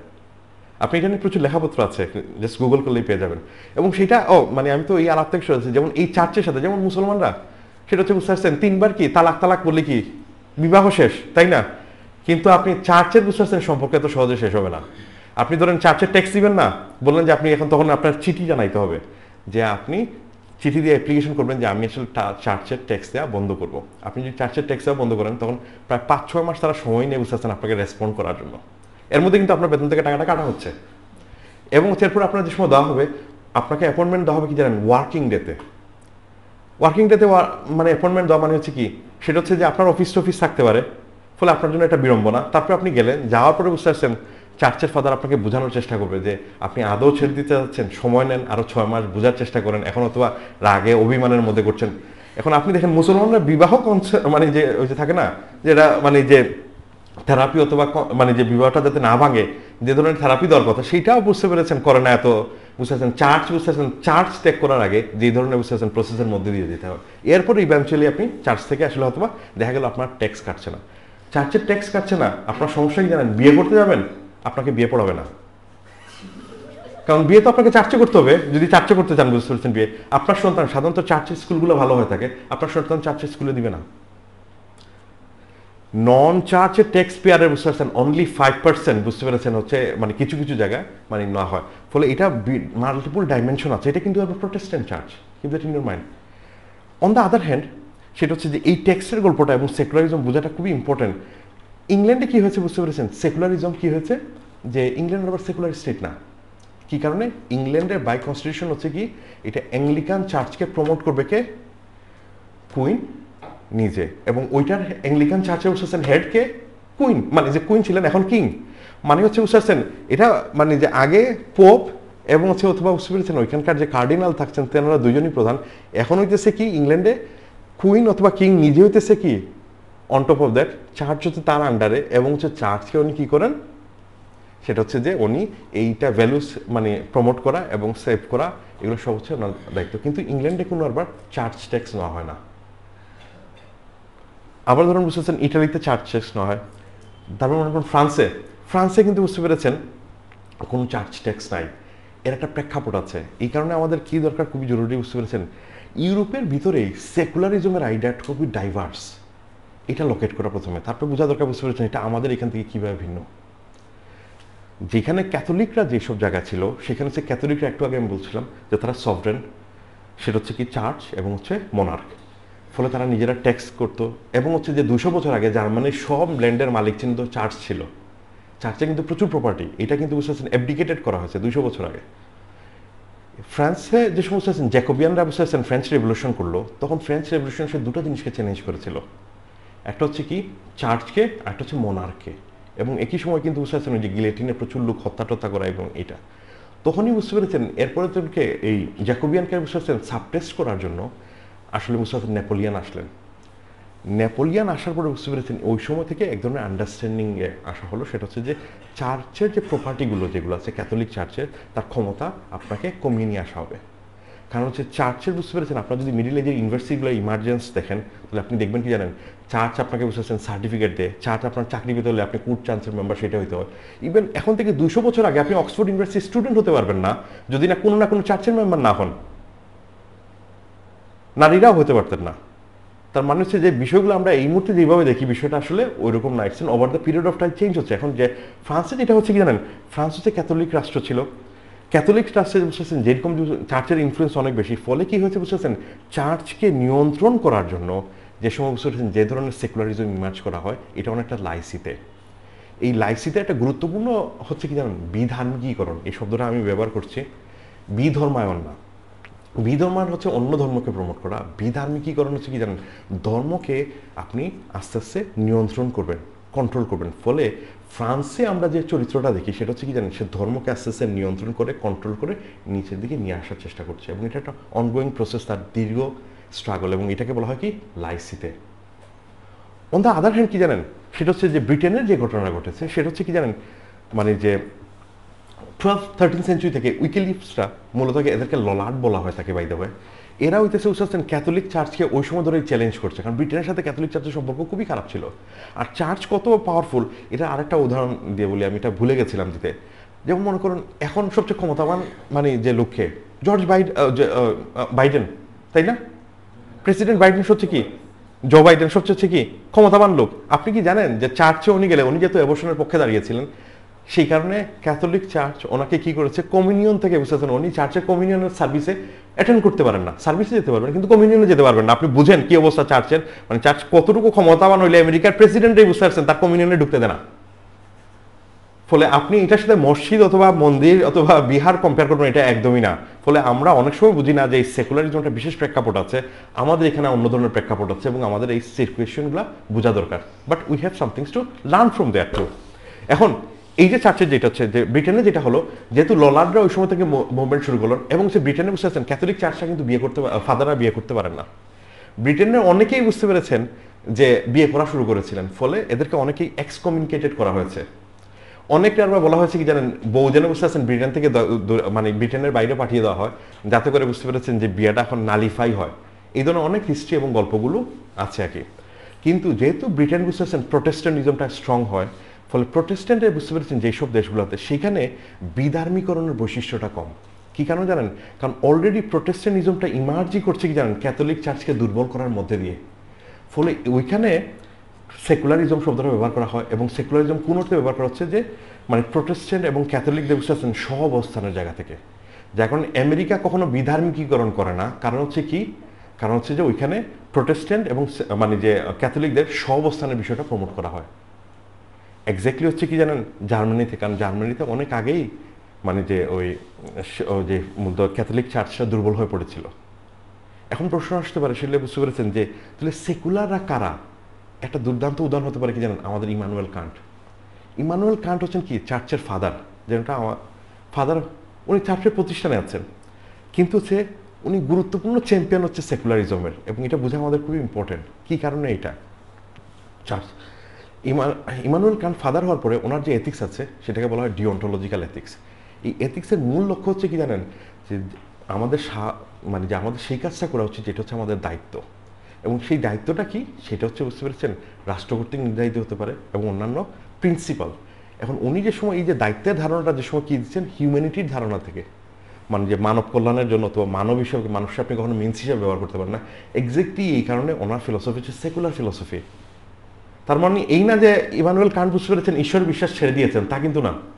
তার মানে হচ্ছে সেকুলারিজম খুবই কমপ্লেক্স আইডিয়া, বুঝতে পেরেছেন, প্রোটেস্ট্যান্ট স্টেটে। কারণ হচ্ছে যে মানে যে ওই কিসে জ্যাকব যে সময় সেকুলারিজম ব্যবহার করছে, সে বলছে কি জানেন, এটা শুধু এইথিস্টরা এই ব্লকের মধ্যে নাই, অ্যাগনস্টিকরা শুধু না, সেটা হচ্ছে প্রচুর প্রোটেস্ট্যান্টরা যারা ক্যাথলিকদের এগেনস্টে, এরাও এটার অংশ। তার মানে হচ্ছে এটা umbrella term, keep that in your mind, এটা হচ্ছে একটা আমব্রেলা টার্ম ইউরোপের কনটেক্সট থেকে। আমি যে সময় অনেকেই দেখে বুঝতে পেরেছেন এই সেকুলারিজম যেরকম ফ্লুইডলি ব্যবহার করা হয়, আসলে কিন্তু বিপরীতটা এরকম না। তার মানে আমাদের পরিষ্কার সেটা হচ্ছে কি, একদিকে আমরা বলছি কি লাইসিটা হচ্ছে কি, যে সময় ক্যাথলিক চার্চ খুবই পাওয়ারফুল, এটাকে যে সময় ধার্মিকীকরণ করা হয়, মানে সে ক্যাথলিক চার্চকে, ধর্মকে নিয়ন্ত্রণ করার যে সময় যে প্রবণতা দেখা যায়, সেটা হচ্ছে কি মানে যে লাইসিতের বৈশিষ্ট্য। অন্যদিকে হচ্ছে সেকুলারিজম হচ্ছে যে লার্জ আমরা কোথায় পাই, সেটা হচ্ছে প্রোটেস্ট্যান্ট কান্ট্রিগুলোতে, ইমার্জেন্সে, সেখানে হচ্ছে কি ইনডাইরেক্টলি বুঝতে প্রোটেস্ট্যান্টটা পাওয়ারফুল হয়েছে এবং এটা একটা সহাবস্থানের ধারণা। তার মানে হচ্ছে আমেরিকার কনস্টিটিউশনে ফার্স্ট অ্যামেন্ডমেন্টে যে অর্থে বুঝতে পেরেছেন সেকুলারিজম বুঝে, অবভিয়াসলি সেই অর্থে বুঝতে পারছেন বুঝবে না কে, সেটা হচ্ছে যে জার্মানি অথবা কিসের ওই যে মানে ফ্রান্স। এখন এই গেল হচ্ছে যে কিসের, এখানে আরেকটা মানে গুরুত্বপূর্ণ বিষয় আছে, যে এই আইডিয়াটা, লাইসিতের আইডিয়াটা এসে হাজির হয়েছে বুঝতে পারছেন কোথায় জানেন, সেটা হচ্ছে টার্কিতে, এবং যেটা আমাদের জন্য খুব ক্রুশাল এবং গুরুত্বপূর্ণ লক্ষ্য করা। কারণ আমাদের এখানে আসলে মানে একটা অভিযোগ যেটা আছে কি জানেন, যে গণপরিষদের যে মানে যে মানে সংবিধানে প্রথমেই যে সেকুলারিজমটা শব্দটা ব্যবহার করছে, কোনো বিতর্ক নাই, কোনো আলাপ নাই, কোনো কিছু নাই, এটা খুবই ভুল ধারণা। আমাদের এখানে আসলে দীর্ঘ ইতিহাস আছে বুঝতে পেরেছেন, মানে ধর্মনিরপেক্ষতা, সেকুলারিজম, এইসব বিষয়ের বিতর্কের, যেটাই আসলে আমরা আস্তে আস্তে আনপ্যাকটা করবো। তার মানে হচ্ছে প্রথমত এটা যে কিসে, এবং সেখান থেকে আসলে দেখানোর চেষ্টা করব যে কী কারণে এটা ভিন্ন। এখন এই যে সেকুলারিজম এবং কিসের, এখন টার্কিতে যে সময় আসতেছে, মানে যে এই সময় আপনি মনে রাখবেন বুঝতে পারছেন, টার্কিতে ওই সময় কি অটোমান এম্পায়ারের রুল, খিলাফত, প্রথম বিশ্বযুদ্ধে খিলাফত পরাজিত হওয়ার বুঝতে পারছেন টার্কির যে বুঝতে পারছেন অটোমান এম্পায়ারের যে অরিজিনাল যে মানে যে মানে সাম্রাজ্যের যে সাইজ ছিল তার লিটারালি মানে বুঝতে পেরেছেন 65% ল্যান্ডই তার গণ হয়ে গেছে। এবং এই গণের মধ্যে বুঝতে পারছেন একটা গুরুত্বপূর্ণ বিষয় আছে, সেই বিষয়টা হচ্ছে কি, সেটা হচ্ছে যে এখানে অনেক জায়গা থেকে বুঝতে পেরেছেন তার এগেনস্টে মুভ হচ্ছে। একটা গুরুত্বপূর্ণ জায়গায় যেটা মুভ হচ্ছে সেটা হচ্ছে সৌদি আরব থেকে। সৌদি আরবের কারেন্ট যে রুলিং ফ্যামিলি, সেই রুলিং ফ্যামিলি ব্রিটিশদের সাথে সহায়তা করে বুঝতে পেরেছেন ওই জায়গাটাতে টার্কি মানে অটোমান এম্পায়ারকে খানিকটা পরাজিত করেন এবং এই ল্যান্ডটা তারা গেইন করে। এটা খুবই ইম্পর্টেন্ট জানা এখানে। এইটা না টার্কিশ সেকুলারিজমের জন্য একটা খুব ভাইটাল এবং ক্রুশাল আসপেক্ট। তার মানে সেই এক হচ্ছে খিলাফত খুবই দুর্বল, খিলাফতের পক্ষে লোকজন দাঁড়াইতে হয় না, সোলজার টোলজার কিছুই খুঁজে পায় না। সোলজার টোলজার কেন জানা, একটা মেজর এবং ইম্পর্টেন্ট যে কারণটা ছিল সেটা হচ্ছে যে যেহেতু খিলাফতে বুঝতে পারছেন নেসেসারিলি কি এটা একটা ইসলামিক স্টেট, ইসলামিক শরিয়া আইন দিয়ে চলছে, ফলে হচ্ছে অমুসলিমরা বুঝতে পারছেন এখানে সোলজার হিসেবে অনেকেই হয়তো বা যুদ্ধ করতে রাজি হয় না। তার মধ্যে আছে কি জানেন, যেহেতু এটা সাম্রাজ্য, বিভিন্ন ধরনের এথনিক গ্রুপের লোক আছে, এদেরকে আসলে ইউনিফাই করা সম্ভব হচ্ছে না। কামাল আতাতুর্ক কি করলে বুঝতে পেরেছেন, ব্রিটিশদেরকে বুঝতে পেরেছেন যেইভাবে অগ্রসর হচ্ছিল আসলে তারা ইস্তাম্বুল পর্যন্তই পৌঁছে যেতে পারে এই সৌদি থেকে এই অংশটা, তখন তাদেরকে রুদ্ধ করে দিয়েছিল। তার মানে আমাদের মনে রাখা দরকার বুঝতে পেরেছেন যে মানে টার্কির সেকুলারিজমের ইমার্জেন্সের সাথে বুঝতে পেরেছেন প্রথম বিশ্বযুদ্ধ এবং সেকেন্ড বিশ্বযুদ্ধের একটা গুরুত্বপূর্ণ ভূমিকা আছে ইন বিটুইন টাইমটাতে। ফলে যেহেতু সে এদেরকে পরাজিত করেছিল ব্রিটিশদেরকে ওই জায়গায়, মানে তারা বেশি অগ্রসর হতে পারেনি, ফলে বুঝতে পারছেন রাতারাতি ব্রিটিশদেরকে যে পরাজিত করা যেতে পারে এইটা আসলে ওই সময় বুঝতে পারছেন কেউ ভাবতেই পারে না। কারণ সে পৃথিবীর 2/3 বুঝতে পারছেন ল্যান্ডই হচ্ছে ব্রিটিশদের। এখন তখন আমরা 1923 সালের গল্প বলছি, মানে প্রথম বিশ্বযুদ্ধের পরে। তখন বুঝতে পারছেন কামাল আতাতুর্ক এত জনপ্রিয় জেনারেল হিসাবে যে বিশ্বজুড়ে বুঝতে পারছেন বিভিন্ন জায়গায় তার নামে অনেক কিছু হচ্ছে। যেমন আমাদের এখানে আপনি দেখেছেন কিনা জানি না, কামাল আতাতুর্ক রোড আছে, এবং হইতেছে বিভিন্ন জায়গায় বুঝতেছেন তার নামে স্কুল কলেজ বিভিন্ন হচ্ছে। এবং এক্স্যাক্টলি এই সময় 30-এর দশকে বুঝতেছেন হঠাৎ করে আপনি দেখবেন কি জানেন, সেটা হচ্ছে যে কামাল পাশা এই ধরনের বুঝতেছেন টার্কিশ নাম হঠাৎ করে এসে হাজির হয়েছে, মানে বাঙালিদের নাম তখন টার্কিশ বুঝতেছেন নামগুলো এসে হাজির হওয়া শুরু হয়েছে। আমাদের আবার নামের একটা খুব ইন্টারেস্টিং প্যাটার্ন আছে, কখন কোন ধরনের নাম আসবে। 60-এর দশকে যেরকম সোভিয়েত থেকে নাম আসতেছে, এরপরে 70-এ কি ধরনের নাম আসতেছে, 80-এ, এটা কিন্তু খুব ইন্টারেস্টিং। এটা আপনি বুঝবেন যে কালচারাল অ্যাফিলিয়েশন কিভাবে হচ্ছে কোথাকার সাথে। তো যাই হোক এই নামগুলো এবং খুবই জনপ্রিয় হচ্ছে, এবং এটা অনেক ধর কি এইখানকার এদেরকে অনেকটা ইন্সপায়ার করেছে। কিন্তু ঘটনা হচ্ছে আমরা প্রথমে দেখা দরকার যে এই টার্কির আসলে মানে যে সেকুলারিজম যদি বলি এটা আসলে কোন, তারা যে শব্দটা ব্যবহার করে মানে যে লাইসিয়াক, লাইসিয়াক শব্দটা থেকে শুনলেই বোঝা যাচ্ছে কি জানেন, এটা লাইসি থেকে এসেছে, লাইসিয়া। এই যে লাইসিতে থেকে আসার কারণ হচ্ছে কি জানেন, যেহেতু ওইখানে বুঝতেছেন ক্যাথলিক চার্চ ক্ষমতাসীন ছিল, এখানে হচ্ছে কি মানে যে অটোমান এম্পায়ারে বুঝতেছেন খিলাফতে বুঝতে পেরেছেন, খিলাফতে ইসলামিক থিওলজিশিয়ানরা এবং তাদের আইন কানুন এবং কি দিয়ে চলতো। ফলে এরা যে সময় যেহেতু সে রিপ্লেস করছে, এই কারণে সে যে ধরনের বুঝতে পেরেছেন সেকুলারিজম নিয়ে আসছেন কামাল আতাতুর্ক, সেটা হচ্ছে কি জানেন বিধার্মীকরণের বৈশিষ্ট্য খুবই গুরুত্বপূর্ণ। সে হচ্ছে ধর্মকে সে কাট ডাউন করছে। প্রথমত কি করা হলো, এখানে এর আগে খিলাফতের সময় আরবি ভাষা ছিল অফিসিয়াল ভাষা, ভাষা চেঞ্জ করে কি করা হলো, ওই সময় টার্কি ভাষা করা হলো অফিসিয়াল ল্যাঙ্গুয়েজ। অ্যালফাবেট কী হবে, এর আগে অ্যারবিক অ্যালফাবেট ব্যবহার করা হতো, সেখান থেকে রোমান অ্যালফাবেটে যাওয়া হয়েছে। তারপর হচ্ছে টার্কিয়া বুঝতে পারছেন এখন হচ্ছে জাতিরাষ্ট্র হিসেবে নির্মাণ করা হচ্ছে। আপনি বিভিন্ন ধরনের এথনিক গ্রুপকে মিলিয়ে এক ধরনের ইমাজিনারি আইডিয়া তৈরি করলো টার্কিয়ে। এটা আপনি মানে যে কোনো ধর্মেরই হোক না কেন, আপনি জিউ হন মানে যে খ্রিস্টান হন অথবা মুসলিম হন, সবাই আপনি এই রাষ্ট্রের অংশ। এর মধ্যে হচ্ছে কি খিলাফতের সময় বুঝতে পারছেন যে মসজিদ এবং হচ্ছে যে ধর্মীয় প্রতিষ্ঠানগুলোর যে প্রপার্টিগুলো ছিল সব প্রপার্টি কনফিসকেট করা হলো।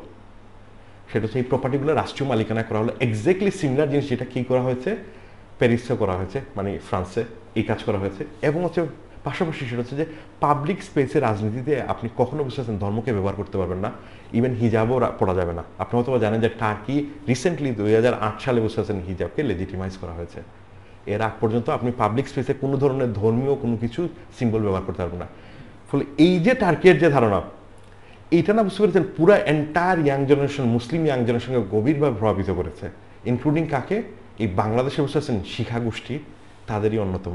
শিখা গোষ্ঠীর আব্দুল ওয়াদুদ তার বুঝতে পারছেন শাশ্বতবঙ্গে প্রথমে বলেছে, সেটা হচ্ছে কি জানেন যে তাদের দুইটা জায়গায় ইন্সপায়ারেশন, একটা হচ্ছে নজরুল ইসলাম আর আরেকজন নজরুল ইসলামের যে ইন্সপায়ারেশন সেটা হচ্ছে কামাল আতাতুর্ক। কামাল আতাতুর্ক নিয়ে নজরুল ইসলাম কিন্তু বুঝতে পারছেন দুর্দান্ত সব বুঝতে পারছেন কবিতা লিখেছেন, ইন্সপায়ারিং কবিতা। এবং এই যে টার্কির যে নতুন, সে যে ব্রিটিশদেরকে আটকায় দিতে পেরেছে, সে মানে all of a sudden anti colonial মুভমেন্টের গ্লোবাল লিডার। সেটা হচ্ছে এখানে কি হচ্ছে বুঝতে পারছেন, নেহরু এবং হচ্ছে যে কি করলেন, সরি নেহরু এবং হচ্ছে যে মহাত্মা গান্ধী ওনারা কি করলেন বুঝতে পেরেছেন, 35 জনের সম্ভবত, আমি যদি নাম্বার ভুল না করি, একটা ডেলিগেট গ্রুপ পাঠানো হয়েছে ওই সময় টার্কিতে। কি কারণে? এটা জানার জন্য। সেটা হচ্ছে টার্কি কিভাবে অপারেট করছে এবং সম্পর্ক কিভাবে মানে দৃঢ় করা যায়। ফলে টার্কির এই মানে বুঝতেছেন লাইজিকের ধারণা বুঝতেছেন গভীরভাবে বুঝতেছেন এখানে একটা নতুন ডিবেটের জন্ম দেয়, এবং যেই ডিবেটটা মূলত ফিউলড আপ হচ্ছে ঢাকা কেন্দ্রিক কয়েকটা জায়গা থেকে। সেটা হচ্ছে কি, একদিকে আপনি পাচ্ছেন কিসের মানে যে মোহাম্মদী, যারা মূলত খিলাফতের পক্ষে,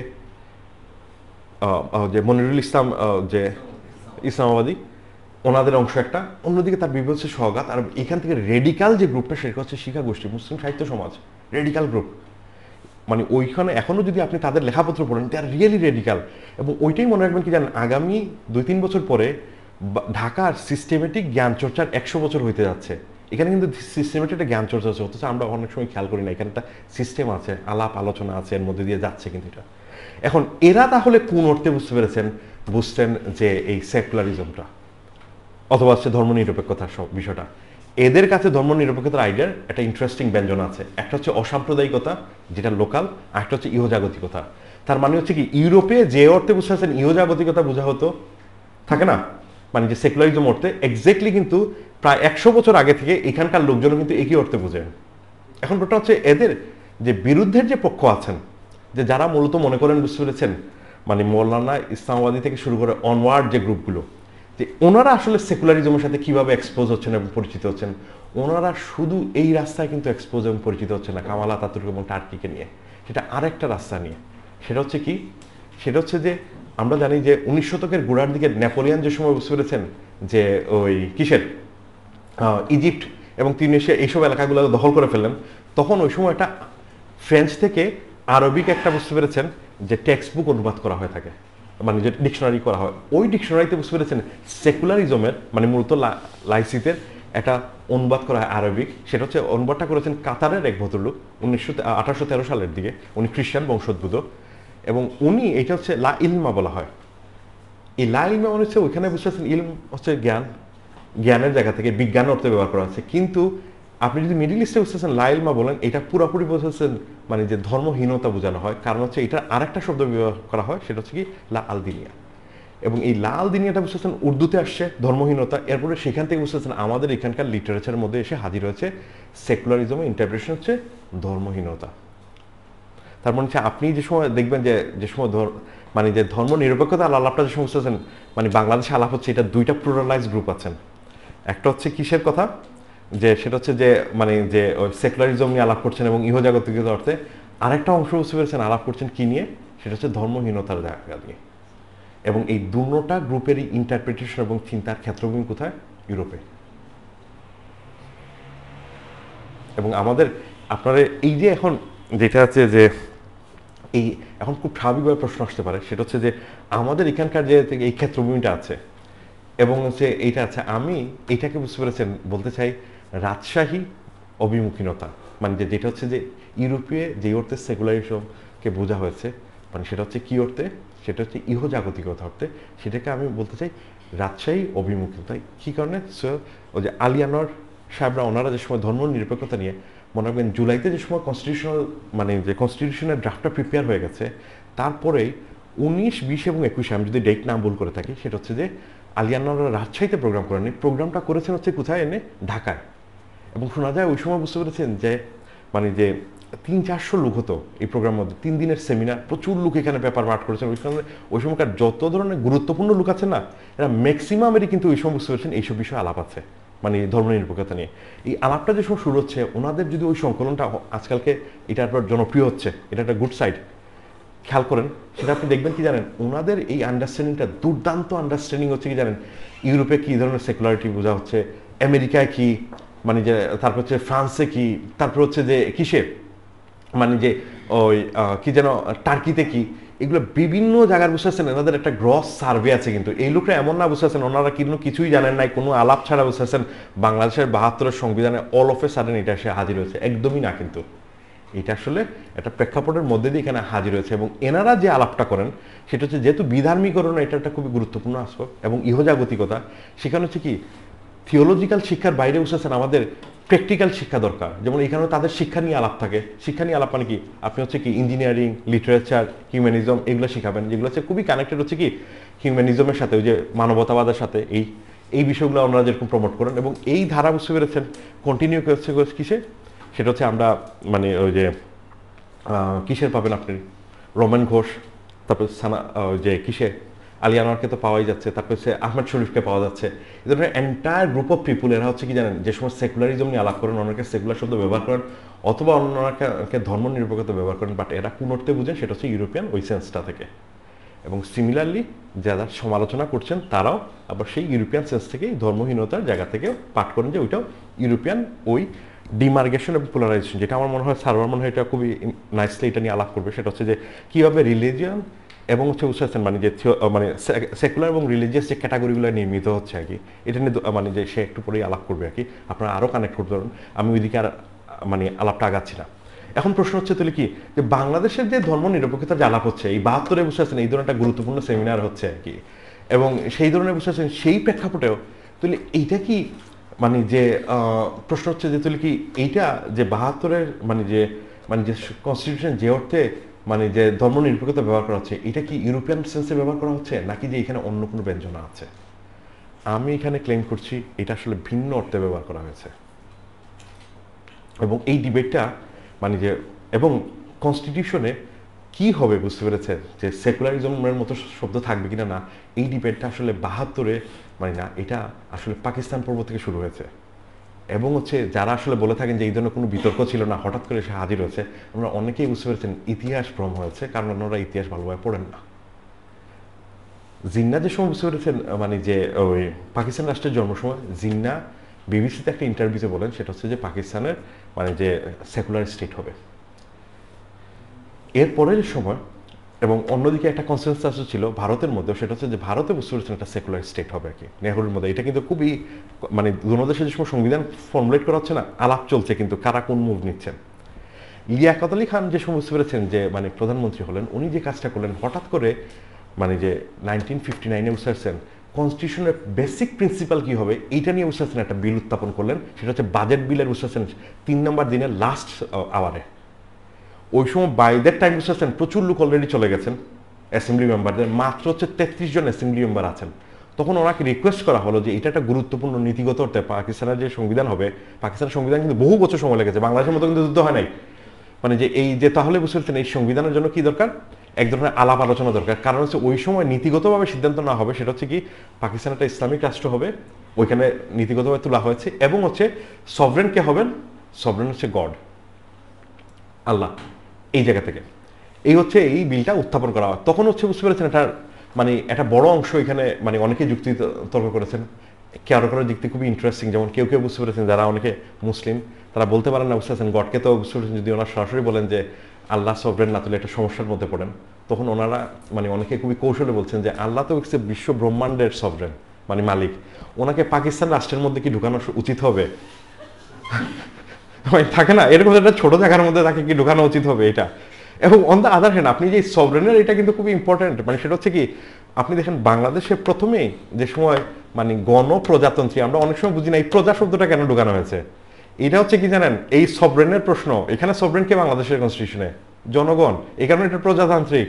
এই রিপাবলিকানের ধারণা আসছে হচ্ছে কি ফ্রেঞ্চ রিপাবলিক থেকে, যেটা মূলত জ্যাকোবিয়ানরা যেই জিনিসটা মুভমেন্টের মধ্যে দিয়ে অ্যাচিভ করেছিল, যেটা এরপর টার্কিতে কামাল আতাতুর্ক নিয়ে আসছিলেন। এবং এটা মনে রাখবেন বুঝতে পারছেন বাংলাদেশের ওই সময়কার যে জেনারেশনটা, এরা হচ্ছে শিক্ষা গোষ্ঠীর বুঝতে পারছেন মানে খুবই ডমিনেটিং, সাংস্কৃতিকভাবে তারা ইনফ্লুয়েন্স করেছে, এবং হচ্ছে তাদের বুঝতে পারছেন ভবিষ্যৎ প্রজন্মটা গুরুত্বপূর্ণ ইনফ্লুয়েন্স আছে। ফলে বাংলাদেশকে আপনি যেই সময় ওই পিরিয়ডটাকে যেভাবে বুঝেন, এই পিরিয়ডটা তো সিম্পল না, ইটস এ কমপ্লেক্স। এবং বাংলাদেশের জন্মও খুব কমপ্লেক্স। মনে রাখবেন বুঝতেছেন বাংলাদেশ হচ্ছে পৃথিবীর একমাত্র দেশ যেটা হচ্ছে বুঝতেছেন দুইবার মানে যে একবার ডিকলোনাইজেশন হওয়ার পরে আরেকবার বুঝতেছেন কোয়াইজা ডিকলোনাইজড হয়েছে। ভেরি ভেরি বুঝতে পেরেছেন ডিফারেন্ট সর্ট অফ মানে স্টেট পৃথিবীতে, এইটা মানে খুব কম পাবেন। তো যেটা হচ্ছে যে কিসের মানে যে but keep that in mind, আমরা যে অর্থে বিপণিবেশন ব্যবহার করি সেই অর্থে না, মোর অফ রাজনৈতিক জায়গা থেকে এটা পরিষ্কার করে রাখা দরকার, কারণ আমরা আবার বিপণিবেশন বুঝি অন্যভাবে। হ্যাঁ, তো এই বাংলাদেশে বুঝতে পারছেন এই বিতর্কের যে সময় শুরু হলো, তখন এখন অবভিয়াসলি একটা সমস্যা তৈরি হলো কি জানেন, সেটা হচ্ছে তৈলে পাকিস্তানের বুঝতে পেরেছেন রাষ্ট্রীয় যেহেতু এটা ইসলামিক যদি রিপাবলিক হয়, তাহলে এটা বুঝতে পারছেন আইন কিভাবে চলবে এবং আইন কারা করবেন, কারণ হচ্ছে ইসলামিক রিপাবলিক হলে সেটা হচ্ছে আইন তো বুঝতে পারছেন এমপিদের করার কথা না, আইন তো করার কথা হচ্ছে মুফতিদের। That's become a first technical problem. সেটা হচ্ছে যে এইটা 2 নম্বর হচ্ছে প্রেসিডেন্ট কে হতে পারেন, মানে প্রেসিডেন্ট কে হবেন, প্রেসিডেন্ট কি অমুসলিম কেউ হতে পারে? অমুসলিমের বুঝতে পারছেন আন্ডার তো আপনার নামাজি জুমা নামাজি হবে না। এই বিষয়গুলো প্রথম ওই অধিবেশনে বুঝতে পারছেন উত্থাপন করা হয়েছে। উত্থাপন করার পরে বুঝতে পারছেন ওনারা বলেছেন এটা আসলে দীর্ঘ সময় নিয়ে আসলে বিলটা পুনরায় উত্থাপন করা দরকার। তখন হচ্ছে লিয়াকত আলী খান নিজে এটা প্রেশার দেন, সেটা হচ্ছে না এই অধিবেশনে এটা পাশ করা হবে। তখন এটা রেফারেন্ডামে তখন এটা বিল হচ্ছে ভোটাভুটিতে যায়। ভোটাভুটিতে বুঝতে পারছেন 22/11 33 জনের মধ্যে 22 জন ভোট দিয়েছেন বুঝতে পারছেন এটার পক্ষে, আর 11 জন ভোট দিয়েছেন এটা বিপক্ষে। এই যে 11 জন যেটা মানে বিপক্ষে ভোট দিয়েছেন, আমি কি করলাম বুঝতে পেরেছেন, অনেকের সাথে শেয়ার করছিলাম, সেটা হচ্ছে এরা কারা, এটা জানাটা খুব ইম্পর্টেন্ট। ওই দিনের বুঝতে পেরেছেন যে অধিবেশনে মানে মানে পূর্ব পাকিস্তানের বুঝতে পারছেন যারা কনস্টিটিউশন মেম্বার আছে, অ্যাসেম্বলি মেম্বার ছিলেন, এরা অনেকেই চলে আসেন, হাতে গোনা বুঝতে পারছেন 21 জন ছিলেন। এই 21 জনের মধ্যে বুঝতে পারছেন 11 জনই হইতেছে পূর্ব পাকিস্তানের লোক। তার মানে হচ্ছে পূর্ব পাকিস্তানের লোক ওই সময় বুঝতে পারছেন সেকুলারিজমে সর্বগণী, মানে যে সংখ্যার হিসাবে বললে ম্যাক্সিমাম ওই সময় তারা কিন্তু ভোট দিয়েছে। এবং এই আলাপ আপনি কোনোদিন পাবেন না, কারণ হচ্ছে কি জানেন, বাংলাদেশে যারা এইসব বিষয় নিয়ে আলাপ করেন এরা গুরুত্বপূর্ণ অংশ হচ্ছে আমাদের এখানে যে নিজস্ব হিস্ট্রি আছে, ঐতিহ্য আছে, এটা একদমই দৃষ্টিপাত করতেই চান না। আগে হইতেছে বুঝতেছেন ইউরোপ, এখন হইতেছে বুঝতেছেন ইন্ডিয়াতে কি ধরনের সেকুলারিজম আলাপ হয়, এর মধ্যে দিয়ে বাংলাদেশে বোঝার চেষ্টা করা। ইন্ডিয়ার কনস্টিটিউশন সেকুলারিজম আলাপই নাই। আমাদের এখানে এক ধরনের ডিফাইন করা আছে একটা বিশেষ প্রেক্ষাপটে, রাজনৈতিক পরিসর আছে, এটাও বোঝা খুবই ইম্পর্টেন্ট। আমাদেরকে আমাদের নিজেদের চোখে আমাদের সমস্যাগুলো হ্যান্ডেল করাটা খুবই জরুরি এবং সেটা বোঝাটাও খুবই জরুরি, এগুলো কোন প্রেক্ষাপটে কি কারণে হয়েছে। এখন আমাদের সেকুলারিজমের খুব গুরুত্বপূর্ণ কি অংশ, যে সময় এটা আপনি দেখেন এক্স্যাক্টলি একই ধরনের বিতর্ক এসে হাজির হচ্ছে কোথায়, সেটা হচ্ছে যে গণপরিষদের যে সমস্ত রয়েছেন যে মানে ওই কি ড্রাফট মানে কনস্টিটিউশন মানে প্রস্তুত করা হচ্ছে, তখন দেখা গেল কি এক্স্যাক্টলি সেম বিষয়টা, মানে যে বিতর্কটা এসে হাজির হয়েছে যে এইখানে কি হবে। এখানে কিন্তু বিতর্ক চলছিল, সেখানে একজনই মাত্র বুঝতে পেরেছেন বিরোধিতা করছিলেন, বাকি সবাই মোরলেস বুঝতেছেন এটার পক্ষে। এবং তারা কি অর্থে বুঝেছেন, প্রশ্ন হচ্ছে যে রাজশাহীর যে গ্রুপটা যারা সেমিনার সিম্পোজিয়াম করছেন বুঝতে পেরেছেন, আলী আনোয়ার সহ অন্যরা, এরা যে অর্থে বুঝতে পারছেন সেকুলারিজম বুঝতেছেন, গণপরিষদে বুঝতে পারছেন যে যারা বুঝতে পারছেন বিলটা প্রণয়ন করছেন মানে বাংলাদেশের, এরা কি একই অর্থে বুঝেন কিনা? না, অর্থ হচ্ছে না, তারা আসলে একই অর্থে বুঝেনি না। ওই বিতর্কগুলো হচ্ছে তার নজির। তারা বুঝেন কিভাবে বুঝতে পেরেছেন, এটা একটা খুবই স্বাভাবিকভাবে অনেকে বলে থাকেন, সেটা হচ্ছে আওয়ামী লীগের বুঝতে পেরেছেন মানে পাকিস্তান পূর্বের কোনো ম্যানিফেস্টোতে আপনি কোথাও দেখবেন না সেকুলারিজমের বক্তব্য আছে, মানে সেকুলারিজম, কারণ সে আসলে সে বুঝতে পেরেছেন সেকুলারিজমের পক্ষে বিপক্ষে কোনো বক্তব্যই তার নাই ওই সময়। কিন্তু তার কিসের বিপক্ষে বক্তব্য আছে, সেটা হচ্ছে যুক্ত নির্বাচন।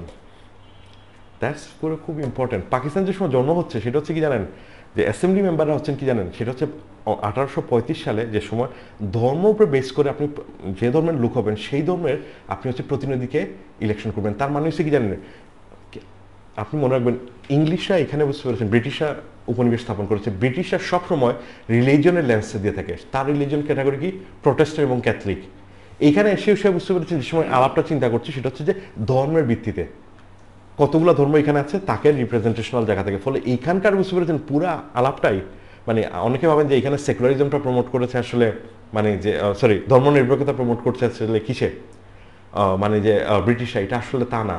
এখানে হচ্ছে ধর্মকে বুঝতেছেন ওভার এমফেসিস এবং পলিটিক্যালি বুঝতে পেরেছেন আরও নিয়ে আসা হয়েছে।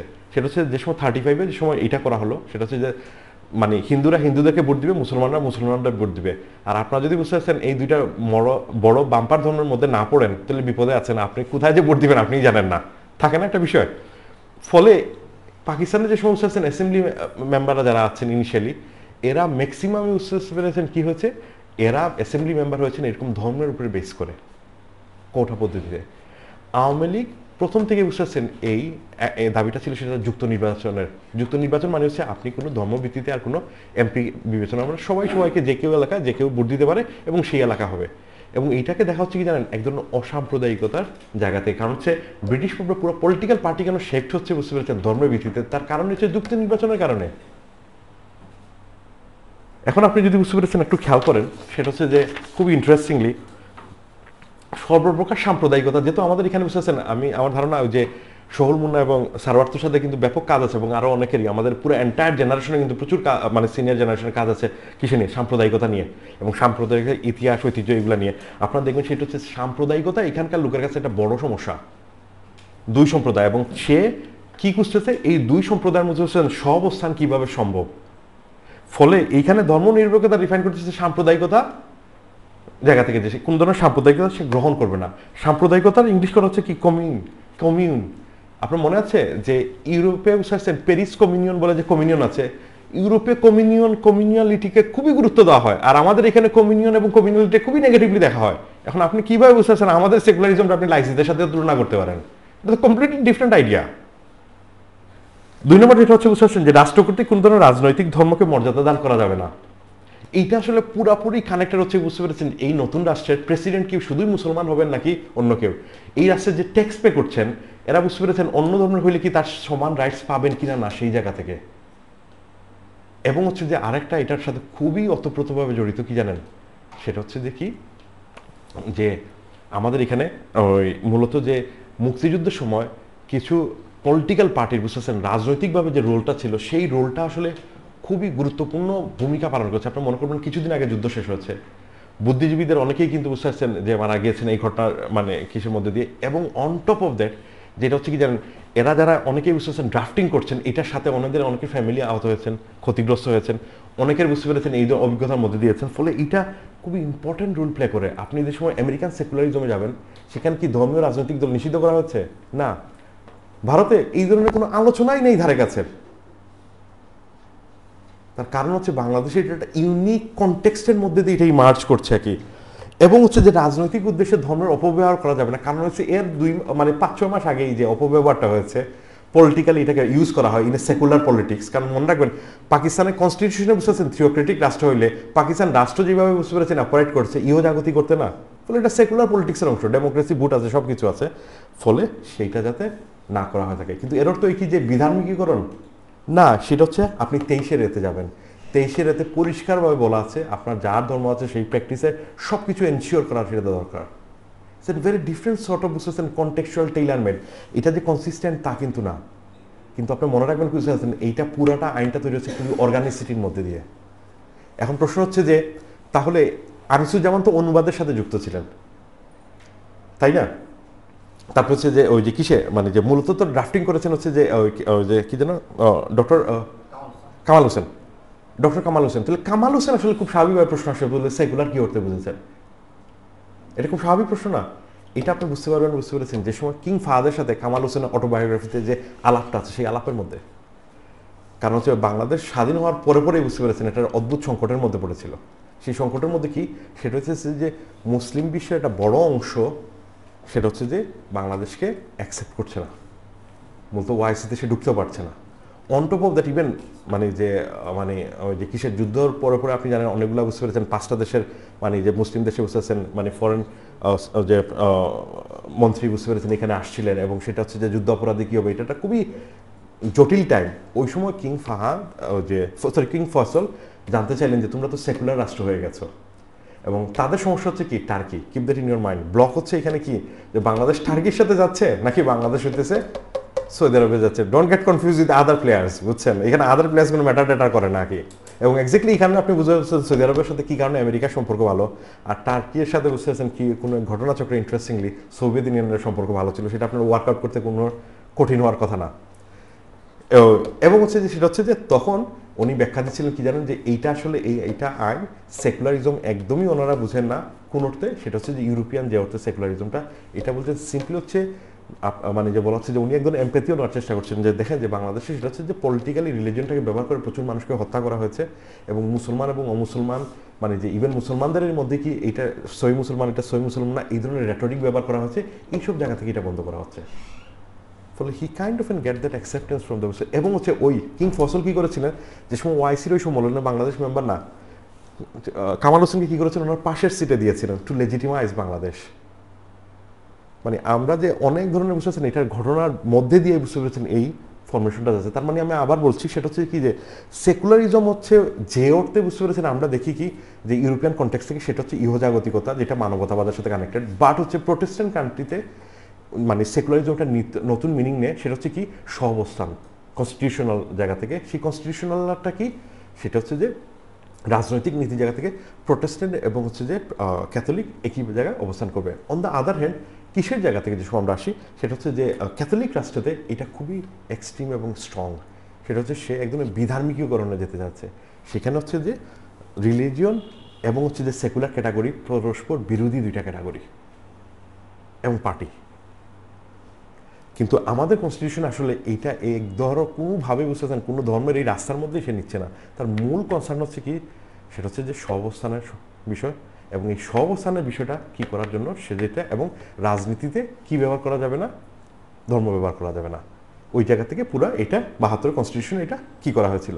কিন্তু এটা খুব স্বাভাবিকভাবে আমাদের একটা প্রশ্ন আসতে পারে, সেটা হচ্ছে যে আমরা আসলে এটাকে কিভাবে বুঝবো, এটার জন্য থিওরাইজেশনের দরকার আছে। কারণ হচ্ছে কি জানেন আমাদের যে এক ধরনের নিজস্বতার জায়গা আছে এটা কিন্তু এক্সপ্লোর করা খুবই ইম্পর্ট্যান্ট। কারণ এতটুকু পর্যন্ত আপনি কনটেক্সচুয়ালি বুঝতে পারছেন যে এটা ভিন্ন, but you need to be theorized it, এটা একটা প্রথম জায়গা।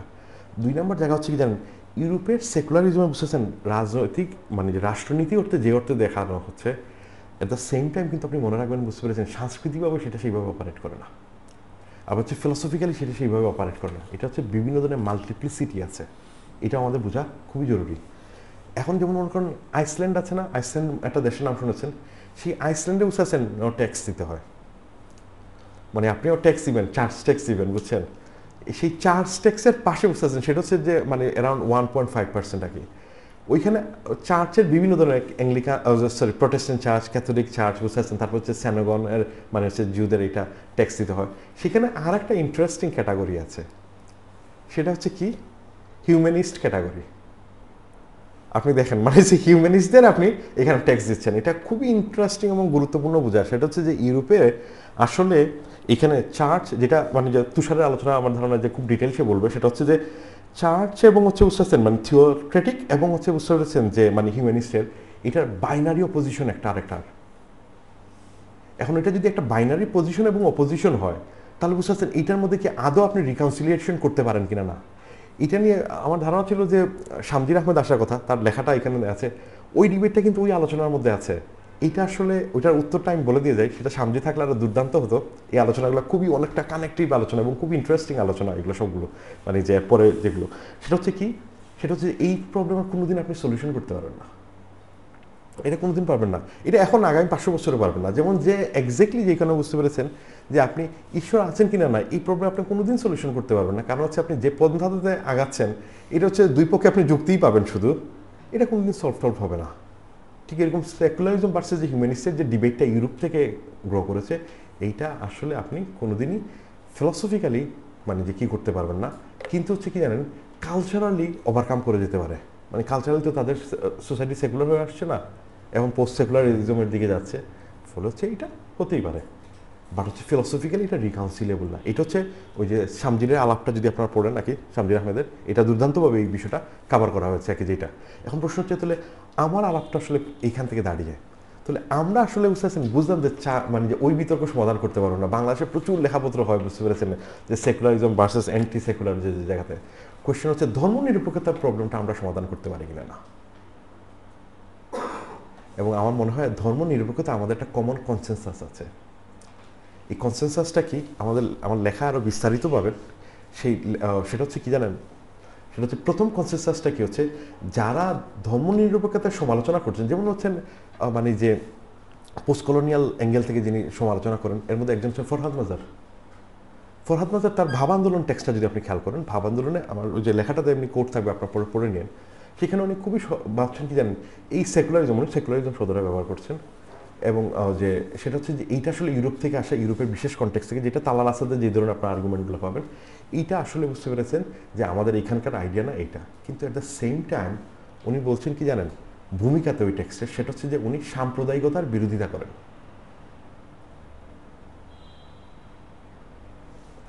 এক্স্যাক্টলি আপনি দেখেন সেটা হচ্ছে যে আল ইমরানের একটা মানে এখনকার খুব মানে যে মূলত কি যে মানে যে নামকরা ধর্মীয় ঘটনার মধ্যে এই পত্রিকাটা প্রচলিত আল ইমরানের যে সম্পাদক, এই সম্পাদক বুঝতে পেরেছেন উনি মানে যে যতভাবে সম্ভব ধর্ম নিরপেক্ষতা এবং যে সেকুলারিজমের আক্রমণ চালাচ্ছেন, কিন্তু উনি মনে করেন কি যে সাম্প্রদায়িকতা এটা কখনোই গ্রহণযোগ্য না। কি কারণে? সেটা হচ্ছে যে ইসলাম নিজেই ইমার্জ করেছে কিসে থেকে জানেন?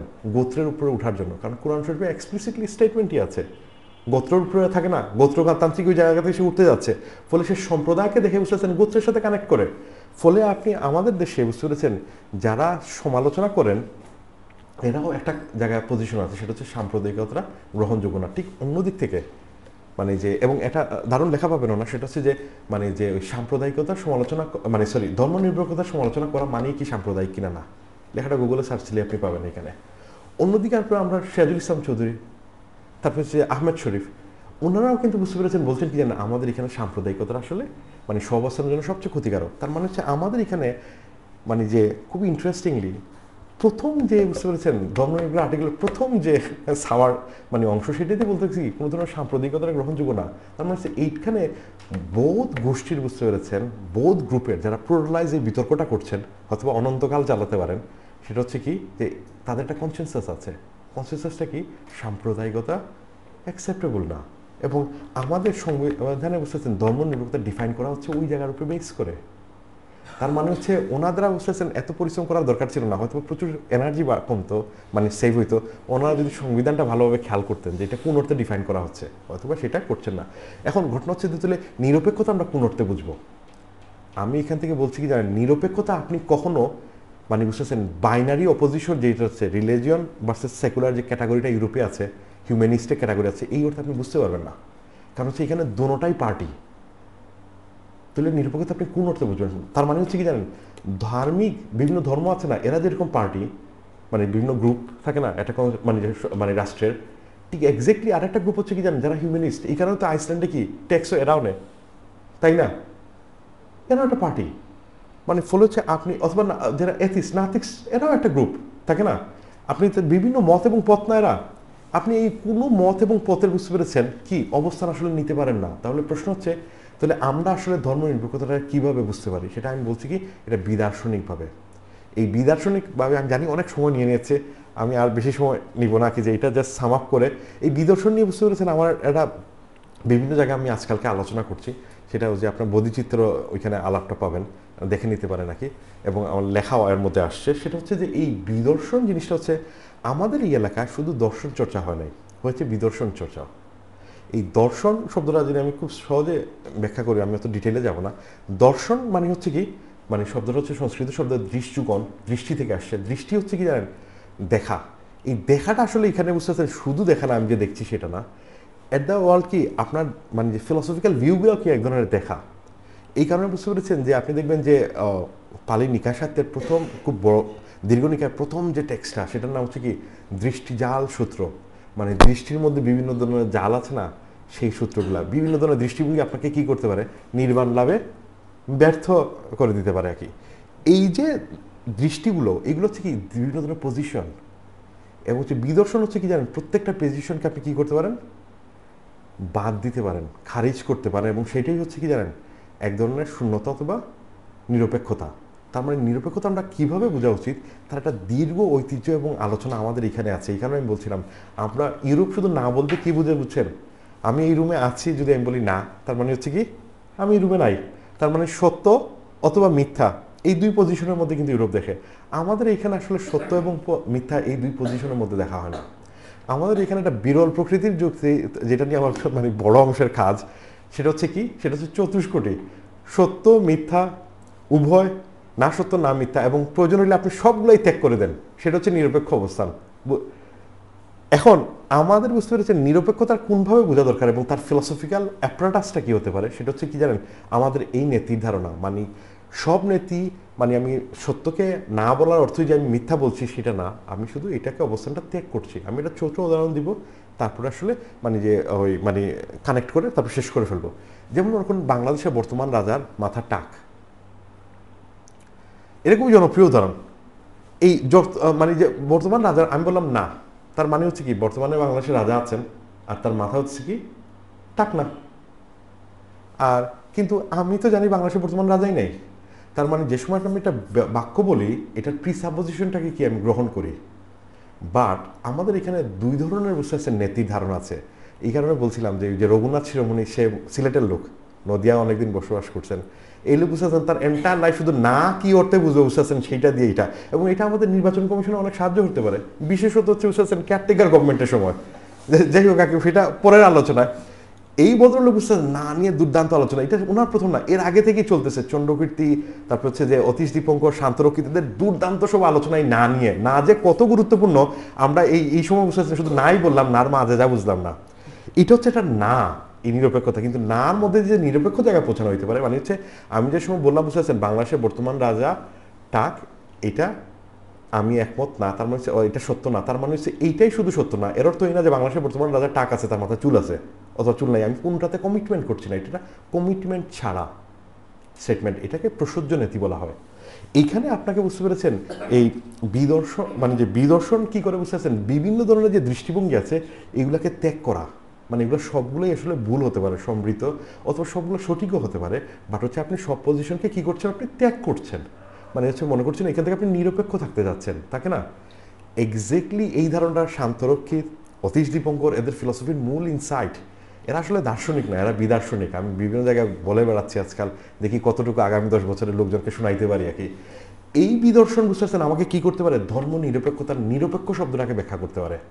সেটা হচ্ছে কি, এটা সিম্পলি হচ্ছে আপনি মানে যে সবগুলো ধর্মকে যেরকম বুঝতে পেরেছেন না বলছেন, একই সাথে বুঝতে পেরেছেন আপনি না বলছেন কিসেকে, হিউম্যানিস্টদেরকেও না বলছেন,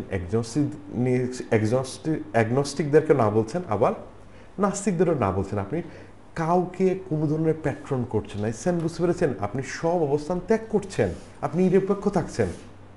এটার বা কখনোই আপনি ইউরোপিয়ান লজিক এবং ক্যাটাগরি দিয়ে বুঝতে পারবেন না। তো আমি সাম আপ করে ফেলি, কারণ হচ্ছে আপনাদের অনেক সময় নিয়েছি, যে সেটা হচ্ছে যে কি আমি মূলত যে বিষয়গুলো কি দেখানোর চেষ্টা করছিলাম, সেটা হচ্ছে কি যে বাংলাদেশের যে ধর্ম নিরপেক্ষতার ধারণা, এটা একটা বিশেষ প্রেক্ষাপট থেকে তৈরি হয়েছে, এবং এইটা যে কোনো ধরনের আলোচনা ছিল না তা কিন্তু না, এটা একটা খুবই অর্গানিক্যালি তৈরি হয়েছে ঘটনাচক্রে। যেমনটা হচ্ছে লাইসিতে তার একজন অর্গানিসিটি আছে, ঠিক এক্স্যাক্টলি বুঝতে পারছেন জার্মান বুঝতে পারছেন এনলাইটেনমেন্টের একজন অর্গানিসিটি আছে, তার নিজস্ব প্রেক্ষাপট আছে, ঠিক এক্স্যাক্টলি বাংলাদেশের এইটারও এক ধরনের অর্গানিসিটি আছে।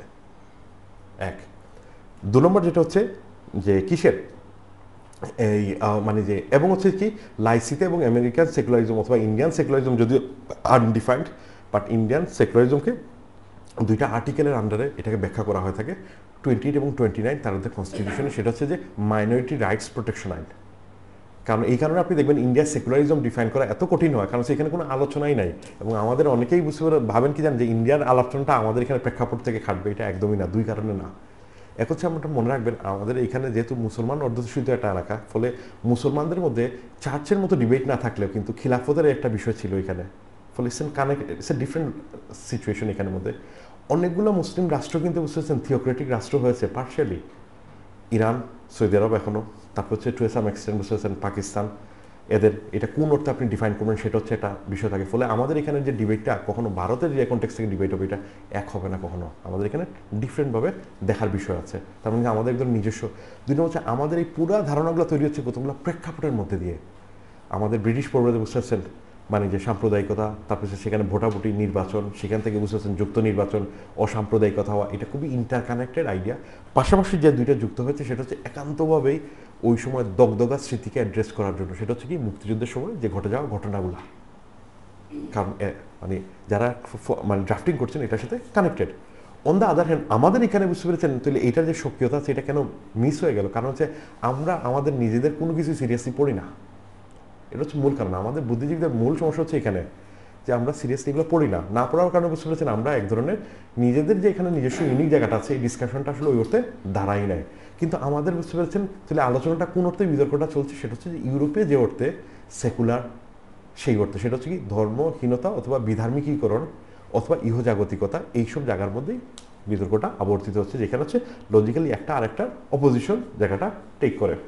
সেখান থেকে আমরা যেখানে পৌঁছচ্ছি যে মানে তাহলে আমাদের এখানে কি অ্যাট দ্য সেম টাইম একটা কনসেনসাস আছে কি কারণে? কারণ ওই যে জেনারেশনটা এখনও ডিসকাশন চালাচ্ছেন, ওনারা বুঝতে পেরেছেন, দেখেছেন যে সাম্প্রদায়িকতার সংকটগুলো কীভাবে ইমার্জ হয় এবং কী সংকটগুলো হয় এবং সহাবস্থানের জন্য কত গুরুত্বপূর্ণ। সেই সহাবস্থানের জায়গায় গুরুত্বপূর্ণ থেকে ওনারা আসলে সাম্প্রদায়িকতার বিরোধিতা করেন। বাট ওই যে একটা বিষয় আমি এখানে যুক্ত করে রাখি, সেটা হচ্ছে যে আমাদের এখানকার যেই আলাপটা আমি এখানে টানি নেই, আমার বইয়ের এবং অন্যান্য জায়গার আরেকটা আলাপ, আমরা এই সংকটটা সমাধান করার জন্য যে এটার ঘাড়ে এসে বসেছিলাম, সেটা হচ্ছে আরেকটা হচ্ছে জাতীয়তাবাদ, বাঙালি জাতীয়তাবাদ। মনে রাখবেন, রাষ্ট্রের, বুঝতে পেরেছেন, শুধু ধর্মের বিষয়ে নিরপেক্ষ হলে হবে না, মানে যে জাতের বিষয়ে নিরপেক্ষ হওয়া খুবই জরুরি, এবং অ্যাট দ্য সেম টাইম বুঝতে পারছেন লিঙ্গের বিষয়ে নিরপেক্ষ হওয়া খুবই জরুরি। একটা আধুনিক রাষ্ট্র 3টা বিষয়ে নিরপেক্ষ হওয়া খুবই জরুরি। একটা হচ্ছে ধর্ম, আরেকটা হচ্ছে কি ওই যে বর্ণ অথবা জাত, একটা হচ্ছে কিসে, এবং ইউরোপিয়ান সেকুলারিজম। ইউরোপ কেন, বুঝতে পেরেছেন, আর কিছু আমাদের দিতে পারবে না, তার একটা মূল কারণ হচ্ছে ইউরোপিয়ান সেকুলারিজম। যেমন যে সময় ফ্রেঞ্চ ইমানুয়েল ম্যাক্রন যে সময় আলাপ করে, ইটস এ ভেরি আনফ্রেঞ্চ থাকে না, যে সময় বলে, এটা হচ্ছে কি জানেন, সে জাতিকে দেখছে হচ্ছে, মানে বুঝতে পেরেছেন, রিলিজিয়াস ক্যাটাগরি অপোজিশনে। তার মানে হচ্ছে ইউরোপিয়ান ক্যাথলিক চার্চে ছিল সুপারনেশন, সেই সুপারনেশন আছে, সে তো বিভিন্ন দেশে তার অ্যাম্বাসেডার আছে, লোকজন আছে, এবং সে নিয়ন্ত্রণ করছে ভ্যাটিকান থেকে বসে। এবং জাতিগুলো ওইখানে ইমার্জ করছে কি জানেন, বিভিন্ন এলাকার ছোট ছোট মানে যে নেশন, এবং যেগুলো মডার্ন স্টেট ফর্ম করেছে। ফলে এটা জাতীয়তাবাদ হচ্ছে কি জানেন, মডার্ন স্টেটে বুঝতে পারছেন, থিওক্রেটিক রাষ্ট্রের একটা অপোজিশন, ক্যাথলিক চার্চের opposition. At the same time আমাদের এখানে একই ধরনের ভাষা সেন্ট্রিক যেটা তৈরি হয়েছে, কিন্তু আমরা এটা একটা বিপজ্জনক জায়গা হয়েছে কি জানেন, এইটার মধ্যে দিয়ে আমরা অবাঙালি তারা সবচেয়ে বেশি মার্জিনালাইজেশনের মধ্যে দিয়ে গেছে, সেটা কখনোই নৈতিকভাবে সমর্থনযোগ্য হয় না। ফলে আমাদের মাথায় রাখা দরকার কি, যে সেটা হচ্ছে কি জানেন, আমি এই গল্পটা প্রায় সময় বলি, মানে সেই গল্পটা বলেই শেষ করি। সেটা হচ্ছে যে জাতীয়তাবাদ, বুঝতে পারছেন, স্বাধীন হওয়ার জন্য খুবই গুরুত্বপূর্ণ। মুক্তিযুদ্ধের আগে বাঙালি জাতীয়তাবাদ একটা গুরুত্বপূর্ণ রসদ জুগিয়েছে, সেটা খুবই ভালো। কিন্তু মনে রাখবেন, বুঝতে পেরেছেন, মানে গৌতম বুদ্ধের ত্রিপিটকে একটা গল্প আছে, সেই গল্পটাই বলি। সেটা হচ্ছে যে আপনি গৌতম বুদ্ধ একবার বলতেছেন যে নদী পার হওয়ার জন্য অথবা খাল পার হওয়ার জন্য কি জানেন, আপনার দরকার হচ্ছে নৌকা। নৌকা দিয়ে আপনি খাল পার হয়েছেন, পার হওয়ার পরে এখন যদি নৌকা আপনি কাঁধে নিয়ে হাঁটা শুরু করেন, তাহলে এটা বিড়ম্বনা ছাড়া আর কিছু না। আপনি যেমনি, বুঝতে পেরেছেন, রাষ্ট্র হয়ে গেছেন, এখানে এই রাষ্ট্রে বুঝতে পারছেন কেউ জন্মসূত্রে নাগরিক, বৈবাহিক সূত্রে নাগরিক, অথবা গর্ডন গ্রিজের মতো উপহার সূত্রে নাগরিক, যেই সূত্রেই নাগরিক হোক না কেন, সবাই কিন্তু সমান অধিকার। তার যে কেউই, বুঝতে পারছেন, রাষ্ট্রপ্রধানও হতে পারে, রাষ্ট্রের যে কোনো জায়গায় সে পৌঁছাতে পারে। ফলে আমাদের এই পুরা ক্যাটাগরির আলোচনাটা, বুঝতে পারছেন, সিটিজেনশিপের ক্যাটাগরিতে যাওয়া দরকার, এবং হচ্ছে ওইটা হচ্ছে নতুন ধরনের, বুঝতে পেরেছেন, যে আইডিয়াগুলোর সাথে কানেক্টেড।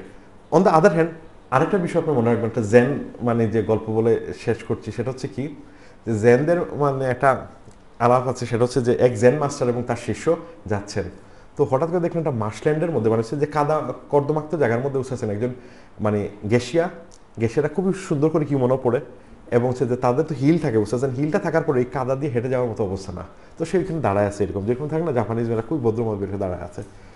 ওই জেন মাস্টার এসে কি করলেন, তাকে কুলে নিয়ে ওই কাদার রাস্তাটা পার করে দিয়ে সামনে নামায় দিয়ে চলে গেলেন। এরপরে হইতেছে কি, যে কিছুক্ষণ পরে বুঝতেছেন, অনেকক্ষণ হাঁটার পর তার শিষ্য বলতেছে যে মানে গুরু, মানে আমাদের তো ধর্মে নারীকে স্পর্শ করা হচ্ছে যে অন্যায়, আপনি তো নারীকে স্পর্শ করলেন। তখন সেটা বলছে, আমি তো ওই নারীরা ওইখানে রাইখাই দিয়ে আসছি, তুমি তো এখনো মানে মাথা করে ঘুরতেছো। আপনি যদি, বুঝতে পেরেছেন, যে এই রাষ্ট্রের, বুঝতে পেরেছেন, যে আপনি এখনো ওই জাতীয়তাবাদ, এটা ধর্মীয় এবং বর্ণের জাতীয়তাবাদ যদি মাথায় করে ঘুরতে থাকেন, আপনি মহা বিপদ ডেকে আনবেন এই বাংলাদেশের সোসাইটির জন্য।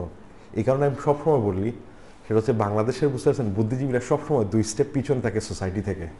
সোসাইটি আগায় গেছে, বুদ্ধিজীবীরা পিছনে। এখনও দেখা যায় বাংলাদেশের বুদ্ধিজীবীরা, বুঝতে পারছেন, জাতীয়তাবাদ, এটা কোন 2 জাতীয়তাবাদের মধ্যে বিতর্ক। আমাদের আসলে, বুঝতে পারছেন, এটাকে ওভারকাম করা উচিত, এবং আমাদের মাথা থেকে এগুলো ঝাড়া দরকার। ঝাড়া দিয়ে, বুঝতে পারছেন, আমাদের এই বিষয়ে অগ্রসর দরকার। এই বলেই আমি আমার আলোচনা শেষ করছি। সবাইকে ধন্যবাদ আবারও।